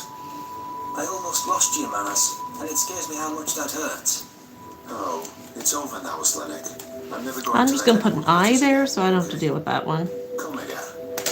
I curled up on the bed and pressed my chin on the predator's thigh. Marcel reached out with his nimble fingers. The same hesitancy that always flashed on his face when he was worried about spooking me surfaced. His hand hovered over the back of my neck for several seconds, and my heart rate Oh, I hear a puppy. What was he doing? Barking. The location of his paw, and We the way called his the nails vet went. last night before the It was a slice hurricane away from my thought. and That body language made it a got them predator to dance. prescribe a Could alter those obvious cues. a My eyes whatchamacallit. went shut, and I summoned all my Yeah, we called the vet last night about 5 o'clock because the vet was closed, obviously at 5. But we called the emergency number and we described what was. See, Ivy got, for all those who don't know, she got in a fight with a porcupine and lost. So she's got a porcupine quill like buried in one of her paw pads that we can't get out. So she was on drugs for a couple of days, and now like yesterday her foot swelled right up and she wouldn't walk on it. So yeah, she's on a who's and what's it. We got her some more medication for the week, so she's feeling a bit better. The swelling's gone down. My god, I am a horrible painter. Why do I keep fucking this up? Did you say something, Mom? Okay. Mom's in tonight because we don't know if she would have got trapped out to camp. So there we go. Alrighty. Oh, it's so quiet when you don't have something playing in the background. I don't think I like it. Alrighty. I got little specks of color throughout the whole thing. I'm just gonna have to go through later and just touch them up. That's all there is to it. Just touch them up. Good Lord. Alrighty. So what am I gonna work on next? Power to the man still. I felt a light touch on my ear. The human palmed the right one gently, then moved to Lots the of other. cats. The breath I didn't realize I had been holding in escaped. Marcel beamed when he saw me relax and took that as encouragement to continue. His fingers darted beneath my chin and ruffled the fur by my throat. The human's claws nipped my skin. They were rather dull for a predator's offensive weapons. Oddly enough, it was more gratifying than painful. A happy meal emanated from my chest. I nuzzled against his side and flipped onto my back. You're so cute. He whispered. Without thinking, I had exposed my most soft and vulnerable organ, my stomach. Marcel took up my belly with vigor, which was quite the overwhelming sensation. I was embarrassed by my undignified squeals and laughs, but my control was slipping. I rolled around in delirium, thrashing and kicking. The human had to catch me when I almost tumbled off the bed. He winched from the abdominal strain, but refused to drop me. Affection and warmth shined in his eyes. Am I interrupting something? Slyla stood in the doorway Dry and enough. her face. She stared at me, the blankets on the floor, then back at me. Actually, you were. But not what you think. Marcel chuckled. What can I do for you? You look better. We're all happy to see it. She replied. But I just wanted a quick word with Stanek alone. I tilted my head at the scientist, confused. Have the humans decided to blame me for my inability to prevent Marcel's injuries? Did they think he would be better off with someone stronger and more competent at their civic duties? I couldn't fault them if that were the case. My human released his grip and gave me an encouraging wave. A paralyzing reluctance made me slow to follow Sarah, so I dragged my feet to a secluded spot in the hallway. A mature individual would accept the consequences of their own failure, especially when that failure landed their best friend in critical condition and whisked away from death. I can't let him go, though. I slumped to my shoulders. Look, Sarah, I'm so sorry for what happened to Mars. My best friend was terrorized by a madman, and I was nothing more than a liability. I take full responsibility for everything, and accept whatever the UN has decided. If there's anything that I can do to make it right. Slow down. The scientist raised a pale hand. Nobody blames you, least of all Marcel. I think having you around is helping him immensely. You do? It's obvious. He's trying to hide it, but I figure he's in a lot of pain. That's what I was worried about. So then, what is it you needed to speak to me about? Oh, stars. Is there bad news about Mars? Perhaps. It's not clear yet. If I remember correctly, he was frightened of torture by aliens before this, yeah? Sarah waited for my nod. She seemed concerned about how to Hi, phrase Ghetto. words. Coming down? I think you need to be Wanna warned go about at how your humans react to kitty trauma. catio? Our brains often have... Want to go in your catio for a bit? All right, come here. What's wrong? Oh, I see.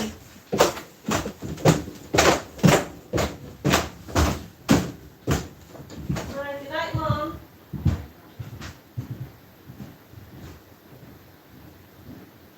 Hi, baby.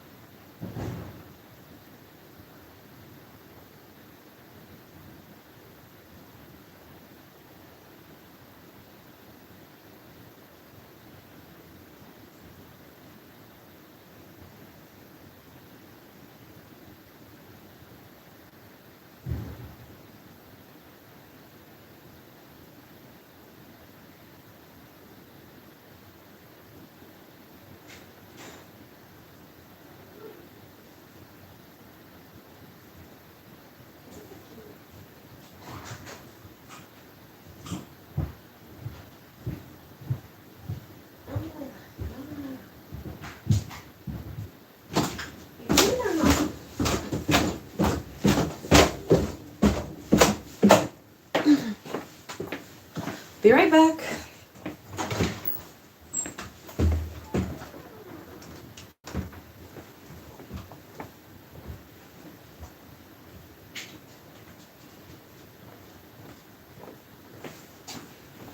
You coming or not?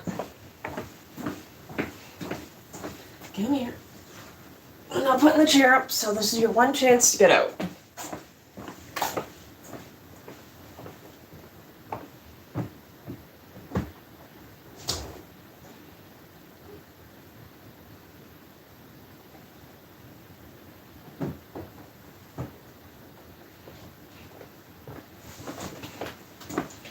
Alrighty.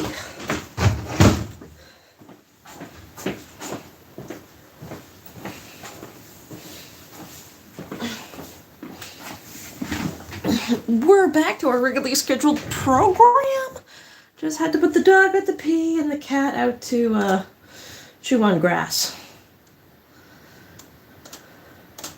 Difficulty processing it. I studied her expression closely. What are you trying to say? Is Marcel going to go insane? That's not a polite word, Sonic. Everyone reacts differently. Marcel could be fine, and I hope he is, She said. but after what he's been through, you must be prepared for drastic changes in mood and personality.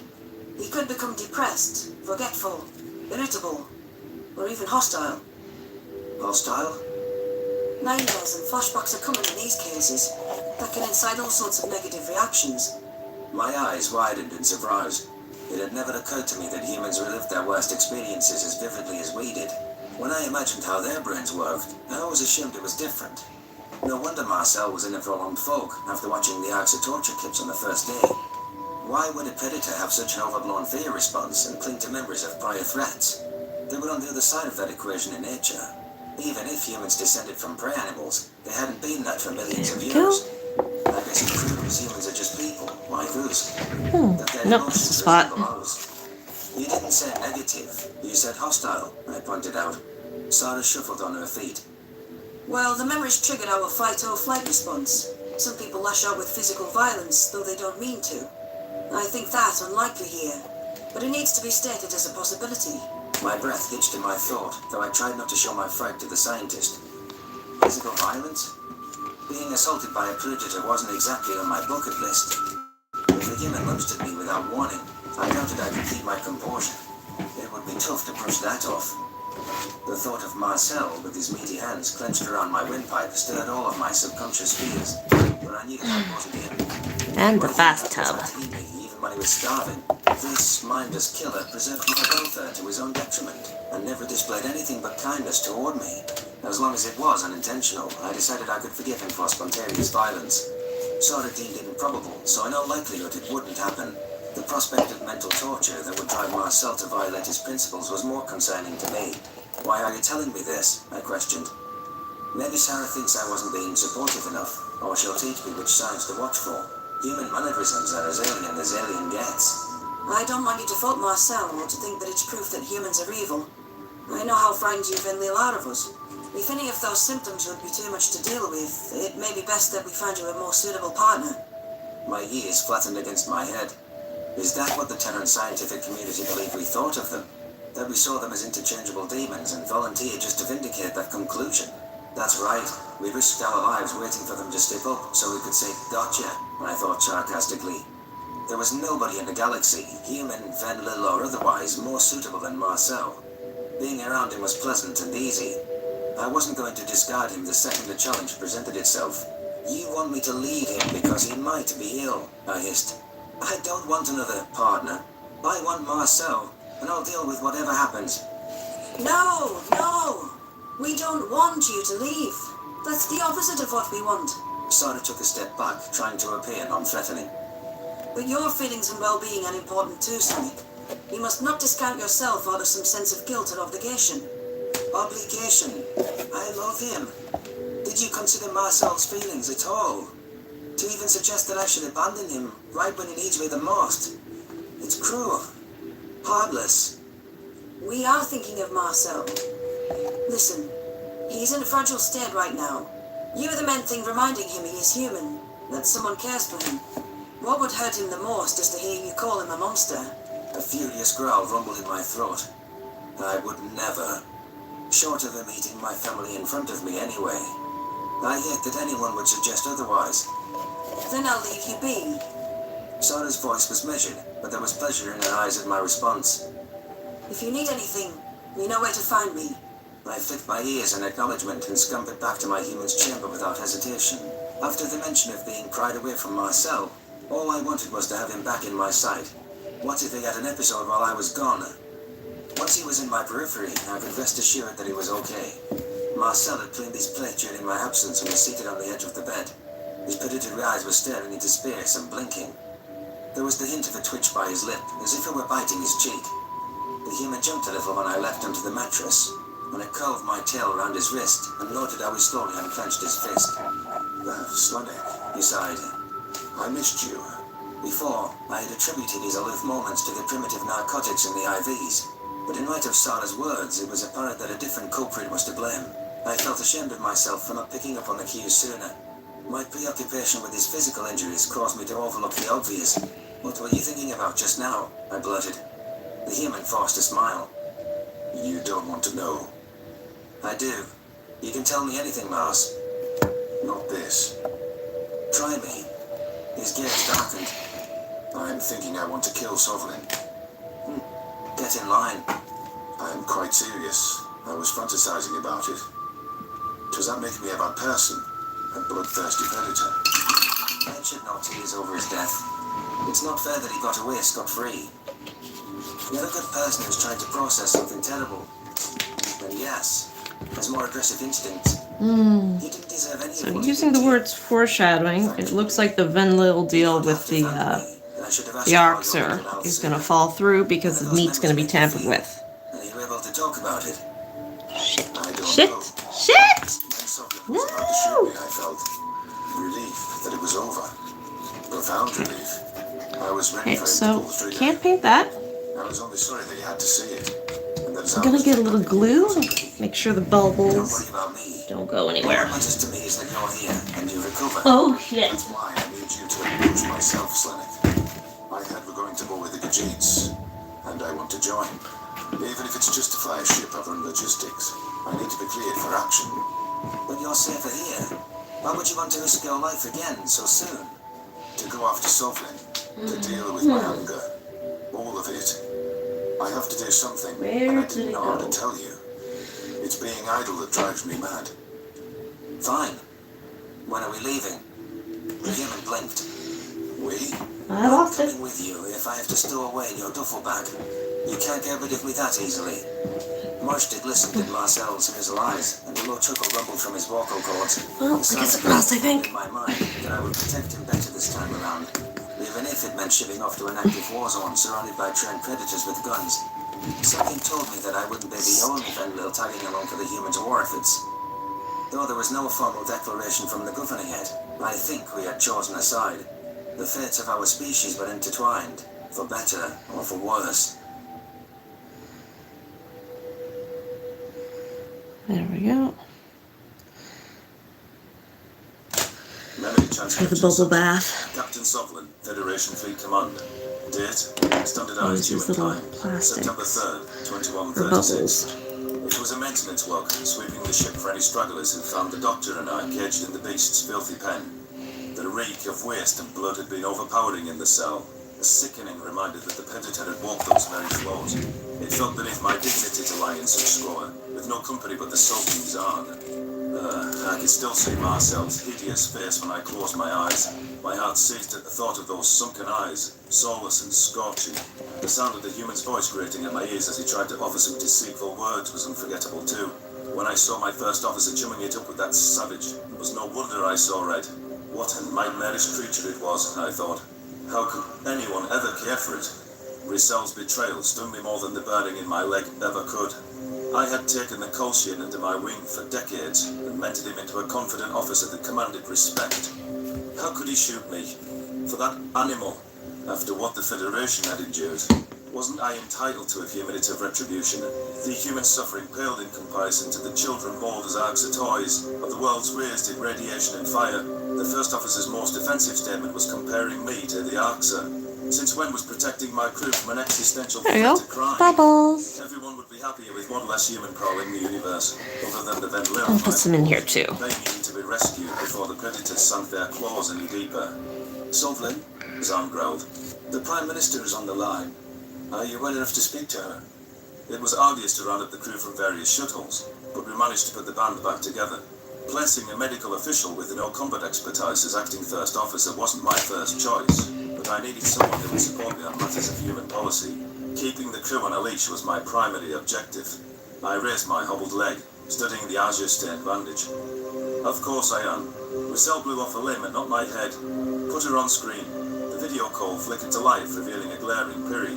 Sovlin, tell me how you managed to lose a predator in the mere days since your last check-in. The Federation is going to freak out. Word of Tarver's folly travelled around the Federation within days after we detained our unwelcome guest. Panic was spreading through civilian channels, and public pressure was mounting for an immediate response. Leaders arranged for an emergency convention to discuss joint action, but it would take days for everyone to arrive at the designated meeting spot. More time would be squandered coordinating the forces of hundreds of independent powers. The Khajiit Union was not content to sit on its paws while vacillating foes debated the obvious choice. Destructive measures were necessary at once, before the humans latch out at the Van Lille. We were en route to a Khajiit border station to rendezvous with our Boeing pilots. Launching for Earth felt like my destiny. I was ecstatic to join the mission and hoped we could cripple the human breeding grounds. The escapees wouldn't have had time to warn humanity, so our attack would come as an unexpected blow. Now that humans were spacefaring, it was unlikely to eliminate them entirely, but with any luck their numbers would be reduced to insignificance, and the remnants would wipe each other out with their aggression. The damn predators would have smeared on the name of sentience. Must your head be always elsewhere? I demand an answer, Captain. Piri hissed. How did the predator escape? I don't know how to say this, but First Officer Vissel shot me and released it, I answered. The Prime Minister recoiled in shock. Roussel? Why? He's served a D for decades. He's practically Khajiit at this point. What pushed him to such reckless action? The humans seem to have an ability to charm others that we didn't account for. They appear to be able to manipulate empathy and to pretend to be like the rest of us. My first officer said I was being unfair to the Flesh Eater, if you believe that. Well then, I'll put out a warrant for Roussel's arrest. I'm sure the cautions will side with us. There's no excuse for the veteran who just watched our briefing videos releasing a human. She tapped a few There we go. I'm not dry, so I'll have all the bubbles. At least we've gathered some key information from Mr. Blackwell. The humans are more intelligent than the Greens and more cooperative. With respect, ma'am, what makes you say that? The Axel would have never made it into space without our interference. But these monkeys did it without outside assistance. I suppose you're right. That only makes their schemes and bruises more complex. They seem quite capable of mirroring empathetic responses. Indeed. Let's not forget something. The Van Lille are one of the weakest and most emotional races in the galaxy. And that's by our standards. The humans will enjoy turning on them. My thoughts exactly. Whatever Tara or Rizal say, the only good human is a dead human. And I'm going to see to it that there's a lot of those battles. I commend your courage. Oh, and Captain, you warned that we lost contact with 2 military outposts that were expected to join the bombing ring. I was going to go to look in, but I'd stay alert. I fled, my nostrils in dismay. The youths would have had to know about how it took years ago to launch any countermeasures, and that was inexplicable. Their voyage wasn't the predator trade, to my knowledge. Tara wouldn't be idiotic enough to tell humanity about the Federation's earlier plans, which Van Lille involvement in the plot was extensive, according to my files. Due to Earth's proximity to their borders, they prodded the Federation to act quicker. The decades our leaders spent dawdling was the time for the predators to advance. Perhaps the humans had kidnapped us and led them quietly, torturing them out of time. There were many other ways they could have obtained information. I'll report it if I hear anything. It could be the Axum, though it's impeccable timing if so, I said. People flicked their ears. Perhaps. Isn't that the almost hopeless the Greys? Take care of yourself, Sovlin. The call blinked out, and I turned my attention to the viewport. The blue dot on screen was an unnamed Khajiit colony with a population of around 20,000. Its border location lacked appeal for potential settlers due to the inherent peril. Its only drawing point was dirt cheap housing. The humans will push everyone closer to home city north. Our resources are already strained. Alright, there we go. Alright. Yay. hope for bomber squadrons and defensive units.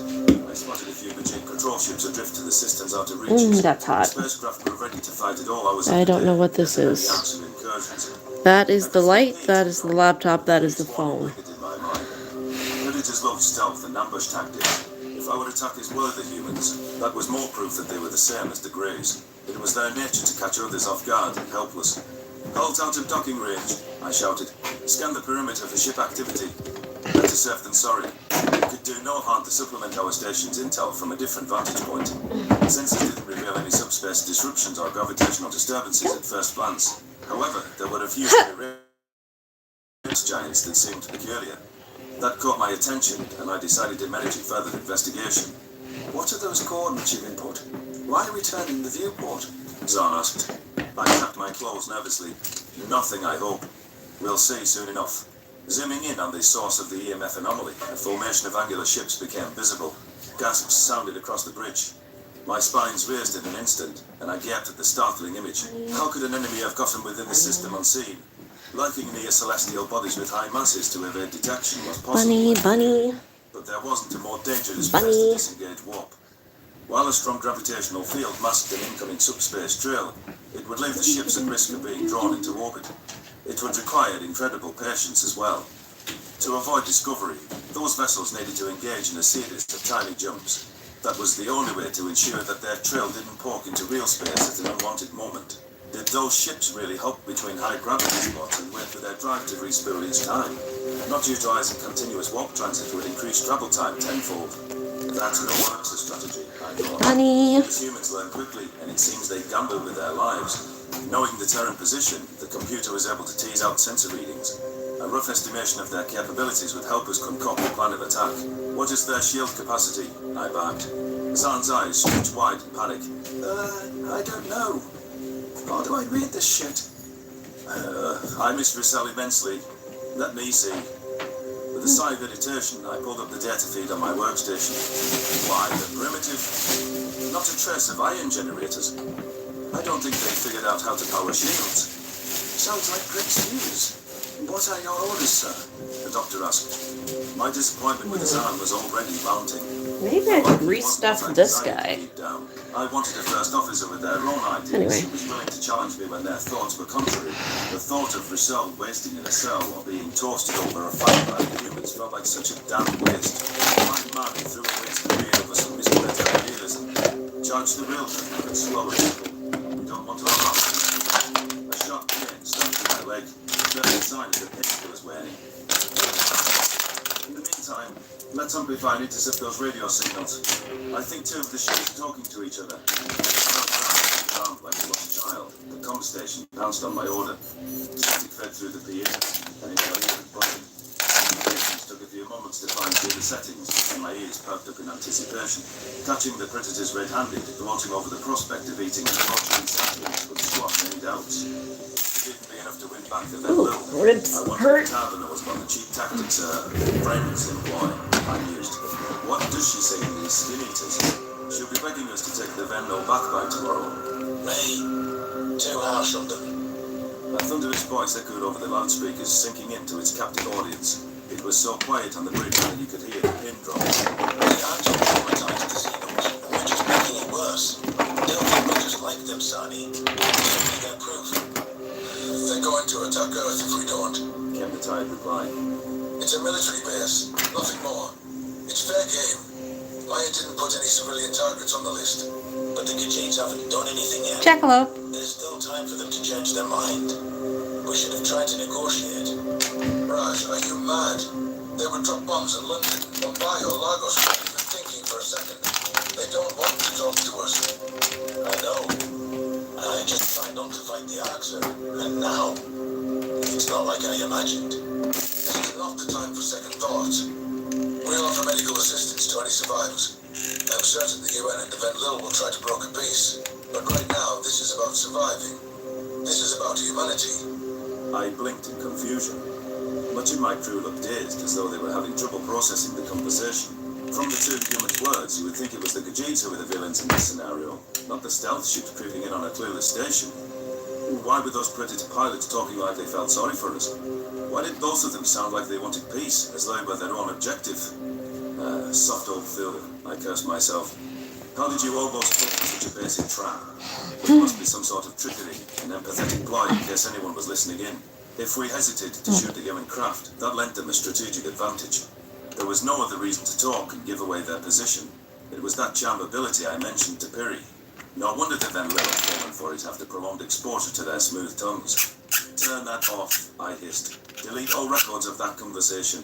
They're trying to manipulate us. But how could they know we were listening softly? The comms technician asked. What if they actually meant that, and we just keep trying to prove them? Humans don't understand what peace means, you numbskull. They're parroting something that Van Lille told them. The young analyst scowled. Sir, you have the authority to get our station to stand down. I think we should hail them and offer a truce. Then we can see what they do. At least that way we have no regrets. I have no regret as it is. If you want to talk to Predators, you can get on a shuttle and fly over there yourself. The words Predator seemed to snap the crew out of their trance, and I saw a few tail waves of agreement. The technician shuffled on his paws before he pressed the delete button on his station. A high-pitched beep disrupted the silence, showing our weapons were charged and operational. I leaned back in my chair. Fire the railgun. The humans aren't getting this system. Fire at who? Jimmy, my weapons officer, pointed at the viewport at Cora. Where did they go? My eyes widened in panic. The colony. They're making a run on the colony. Damn it, I knew it was a distraction. I fired off the transmission station, warning them of the ambush. My heart felt heavy. I prayed that my communique reached them in time. My recommended course of action was to divert defences to the colony and prepare for an orbital raid.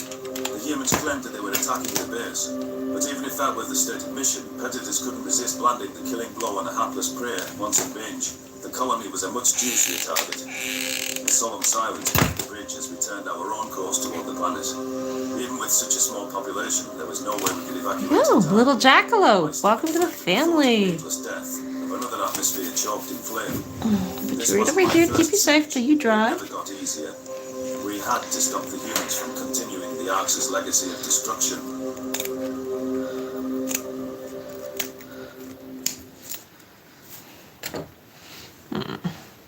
Memory transcription subject. Captain Sovlin, Federation. I don't like the big eyes, but let's see what the little ones look like, because I do want to use up those. 2136. Worst case scenario. Ooh, that's lovely. It's like another one.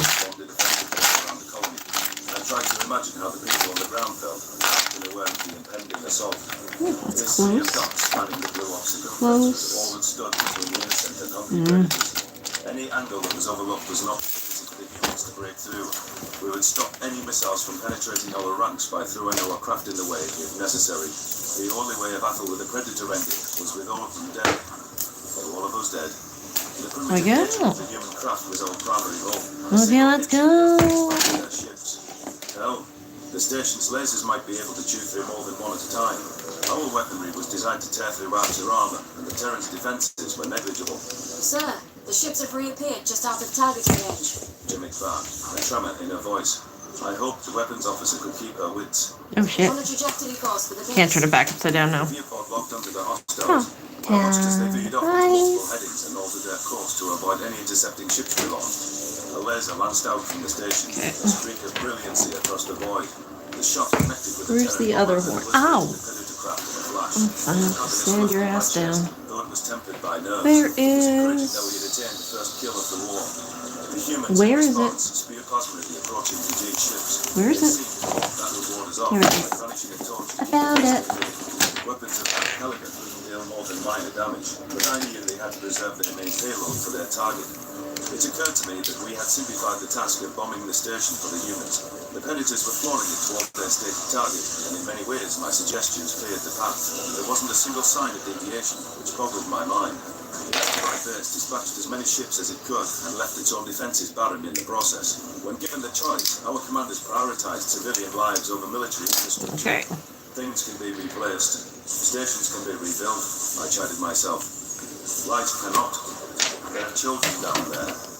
I couldn't help but wonder for a split second if this was a lapse in judgment on my part. Where was that predatory sadism, the one Zahn said humans used on their own world? The last thing I wanted was to cost the Khajiit Union valuable resources. It was worse if some soldiers didn't make it from their barracks. Their deaths would weigh on my conscience for years. But there was no way a predator could override their bloodlust, particularly while engaged in warfare. It was a matter of time before the humans rounded an opposition. At least a few ships had to give in to temptation, even if the majority could resist. Shoot the bastards! Blast them out of the sky! I roared. Jemik sighed. I just said they're out of range, sir. We need to move closer. We are not abandoning our position.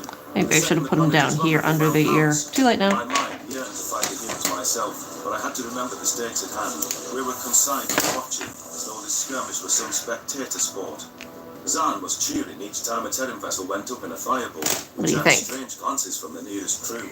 Yeah. Predators waved So erratic patterns cute. to avoid termination, but their spirals and zigzags weren't fast enough. Every crackle of the laser purged one of the vermin.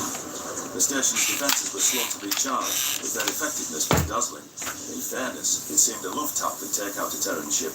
The workmanship was rather flimsy. Brigitte crafted Shit. Oh well, too late now. and spit our own concentrated plasma at them. There was no breathing space for our attackers. The Predators rocketed up to max acceleration and towed a tighter line toward the base. It was wonderful to see our ship chasing the humans. How the tables had turned from the natural order. There we go. I think I just put those on all backwards. The Predators are showing no interest in the colony. I don't see the harm in taking a few ships at the battlefield. Jimmy pressed. Oops, They're wait. just trying to lose their pursuers. If the What's invaders win this? from the Two colony's pieces of defense, tape. that's what they want. Their spines bristled. I hate feeling powerless. As do I. Zahn, why don't you make yourself useful? I gestured toward the doctor, who was transfixed by the battle. Establish contact with Piri if at all possible. Make her aware of the Predator's tactics so she could relay a warning to all nearby installations. The turned an eager tail switch to reopen communication lines. My gears darted back to the viewport. I looked just in time to catch a glimpse of a Terran fighter taking a round to the belly. The plasma compromised its hull integrity and reduced it to a fractured heap of metal. There was no hesitation from the Gajin chasers to bombard the incapacitated ship with fire. No, Nobody I would need be a foolish bigger enough to one. leave the Predator alive. They needed to be taken out of the fight with No, purpose. not rainbow. As long as such a monster was still kicking, they could have a final trick What up their about blue? sleeves. The human vessels clustered Pink back would be together good. and opted to deal with the remaining pursuers one at a time. They peppered the closest Gajin ship with fire and concentrated their strikes in the strike column. The patroller's engine went up and flare. Debris was flung in all directions. Our other allies were forced Maybe. to drop back to avoid getting swept up in the blast's wake. Stars! I hate humans, I see. They don't quit or retreat. I curse my ancestors for not confirming their extinction centuries ago. This is going to be a tedious and costly war, even if we win. The Predators had endured a hailstorm of fire and pressed nearer to the base all the same. No matter how many of their brethren were reduced to scrap, they persevered. Watching the humans' fearlessness, I couldn't help but envy their natural disposition. They shrugged off losses for that callous disregard for life they were so famous for. We felt our casualty.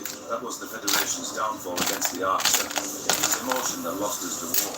Predators go on with the mission. The kill. Captain, we have to do something. Okay. Jimmy growled. I flicked my ears. Too small. It's too late. I think I'm gonna go with this one. Orbital range. While the Gajin defenses could deal with the humans handily, they wouldn't win the race against time. The Predators could survive just long enough. Thinking that their role was within reach, our forward the new bombers dispensed Go green.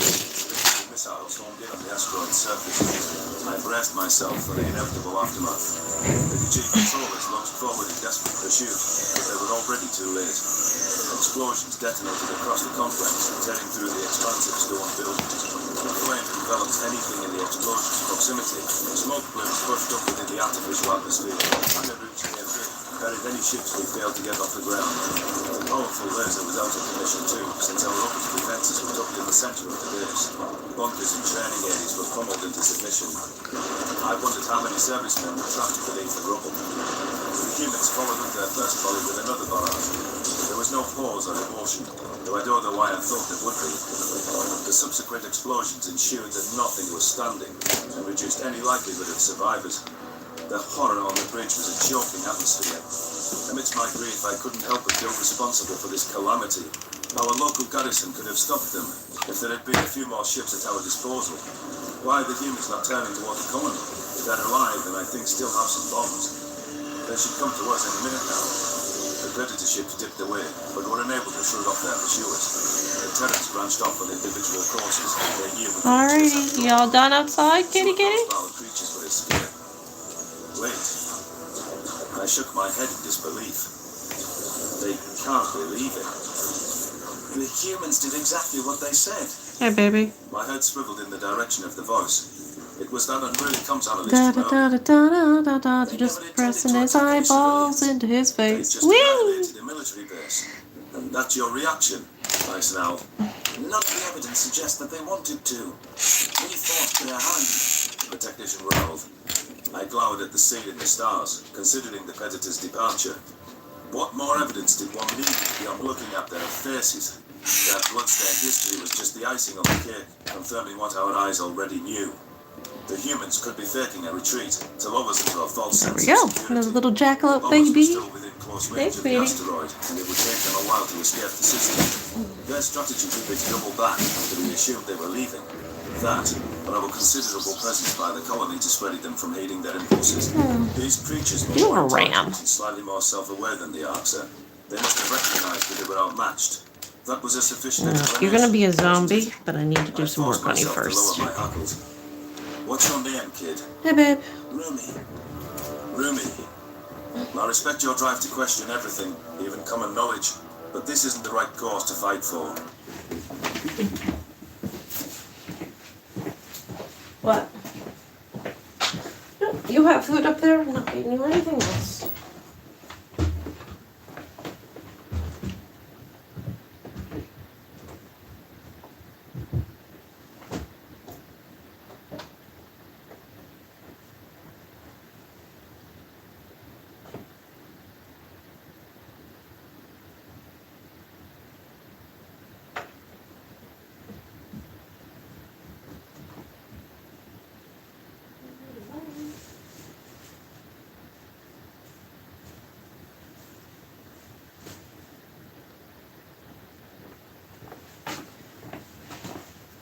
Found another one.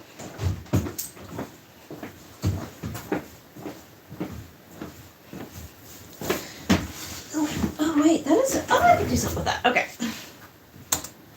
No wait. If humans were a species of any Little merit, do jackal you think that the fiddle. Federation would have dug up some argument to spare them in decades of study? I don't know. Think about it. That goes to anyone agreeing with the young man here. And yes, we did force their hand. We forced the humans to concede civilian targets because of our overwhelming force. How so? We're in the wrong place. We're in the right place. Our presence deterred the humans from attacking anything else. Everyone should be proud of themselves today. We saved 20,000 lives. Rumi slumped his shoulders. If you say so. I imagine our allies have grown as restless as my crew. Seeing that the promise of the humans raiding the colony wasn't panning out, some captains may be tempted to pursue the fleeing ships. Sensors indicated that many were giving up their drives, and that our meticulous formation was dissolving. Now was not the time for this. The Predators were still in the system. All we needed was a few minutes I like of that. practice to save the colony. I leaned over my microphone. Eugene vessels, hold your positions. Do not let the humans bait you into weakening our defenses. I'm not just sitting here, damn it. A voice pierced through our encrypted military channel. We are going to attempt to search and rescue and render medical assistance to anyone alive. My eyes darted about the viewport, searching for any signs of movement. A Gajid hospital craft had tripped away from our ranks and commenced a blazing run toward the base. Its course quested directly in the path of an escaping human. Sensors read that the Terran ship had target locked the vessel, and their weapons were charging. Turn back now, I pleaded into the comms. You won't be rescuing anyone if you're turned to slag. I'll escort you myself when the humans are gone. The first responders pressed forward in defiance and diverted their central power to shields. The fleeing Predator held the plasma round, which deflected off our ship's nose. The medical transport soon shaken by the contact, though it refused to turn back. The distance between them and those things was narrowing. This was lunacy. What were those Gajid doctors thinking? I admired their commitment to saving lives, but they were setting up the exact scenario I feared. Abort! I shrieked into the communicator, broadcasting the message in all frequencies this time.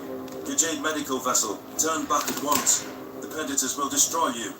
There was no reply from the Gajid first responders. They were unarmed, which meant they stood no chance in combat. Worse, the Terran ship might have heard my plea and realized what an easy target they stumbled upon. I waited to see the doctors blasted to bits, feeling pity swelling my chest. On the bright side, at least it would draw some sense into Rumi, and whoever else was swayed by him. The expressions around the bridge were finally the ones I recognized from our face-offs with the Arxer. For some inexplicable reason, the human ship hesitated. Sensors suggested that their weapons were powering down and they were altering their course to avoid a collision. I was certain my eyes deceived me as the primates allowed the medical ship to pass their position. What about that, Captain? What could they possibly gain? Ruby hissed. I chewed at my claws, rattled to the core. Allowing the vessel to survive the games of resuscitate enemy combatants was in direct opposition to the Predator's goal. 3 of them? Why would those abominations exhibit mercy? That was the exact brand of illogical supplements we were mocked for by the Arxer, but accepting any explanation... This is a little backpack I found. I'm going to turn this into like a little jackalope too. There just had to be. Like I told the crew, the Federation condemned humanity by unanimous vote. They wouldn't make that decision lightly. Perhaps I wasn't looking at the big picture. The humans need Kendall for now. They can't afford to alienate their lone ally when they're still behind technologically. I soothed myself. Tarver must have sent someone to supervise, so they managed to shoot and straight. They're biding no time. Alarm read Rumi's body language as he saw me struggling to formulate a response. The doctor rolled his eyes in disgust and turned to address Paul. They wanted to preserve ammunition when they realized the ship wasn't a threat. Zan answered for me. Humans are pragmatic enough to override their sadism when it comes to their own survival. Quite possible. I managed to keep my voice steady. The Predators were doing an excellent job messing with my head, if nothing else. Whatever game the humans are playing at, we know their true colours. We always have, and we always will. My, what green eyes? You had a rabbit? New and exclusive brands. Shop now at shop.com. New Mini Wheats Minis. Half the size, all the flavor. Memory transcription subject. Governor Talbot of the Vendome Republic. Date. Standardized human time. September 5th, 2136. The essential Terran dignitaries were present in the meeting hall, alongside the top-ranking Venlo staff. I settled down in the chair between Noah and Cam, which was turning into the typical seating arrangement. There was satisfaction in finding the Predator's presence so normal and routine. The importance of this conference could not be understated. The UN was determining which parties to take action against in the Federation, and whether diplomatic avenues could prove a suitable alternative to violence. There was no reversing the war against the Gajids. The damage done to their repute by Sovlin was catastrophic, but perhaps not everyone had to get suckered into the shit show. That was why I hoped Purcell would show at the meeting. The Federation officer hadn't left his room since his arrival, and had barely picked that the mails were delivered by his door. My attempts to speak with him were met with a half-hearted go away. It was all I could do to inform him of the planned start time, and remind him once more on my way to the assembly hall. In case the Kolshian did accept our invitation, we wanted to make him as comfortable as possible. The humans were wearing opaque visors to conceal their eyes, and surgical masks to obscure their menacing snarls. The UN personnel were quite accommodating. It would likely be standard procedure for any future first contact. My eyes flickered over to Noah. Without the predatory features to buff up the humans, they looked squishy and weak. Those hands were more attuned to picking berries or climbing trees than combat, which was probably close to the truth. They lacked any form of camouflage for stealth, and weren't that quick. Even their smell and heating was subpar.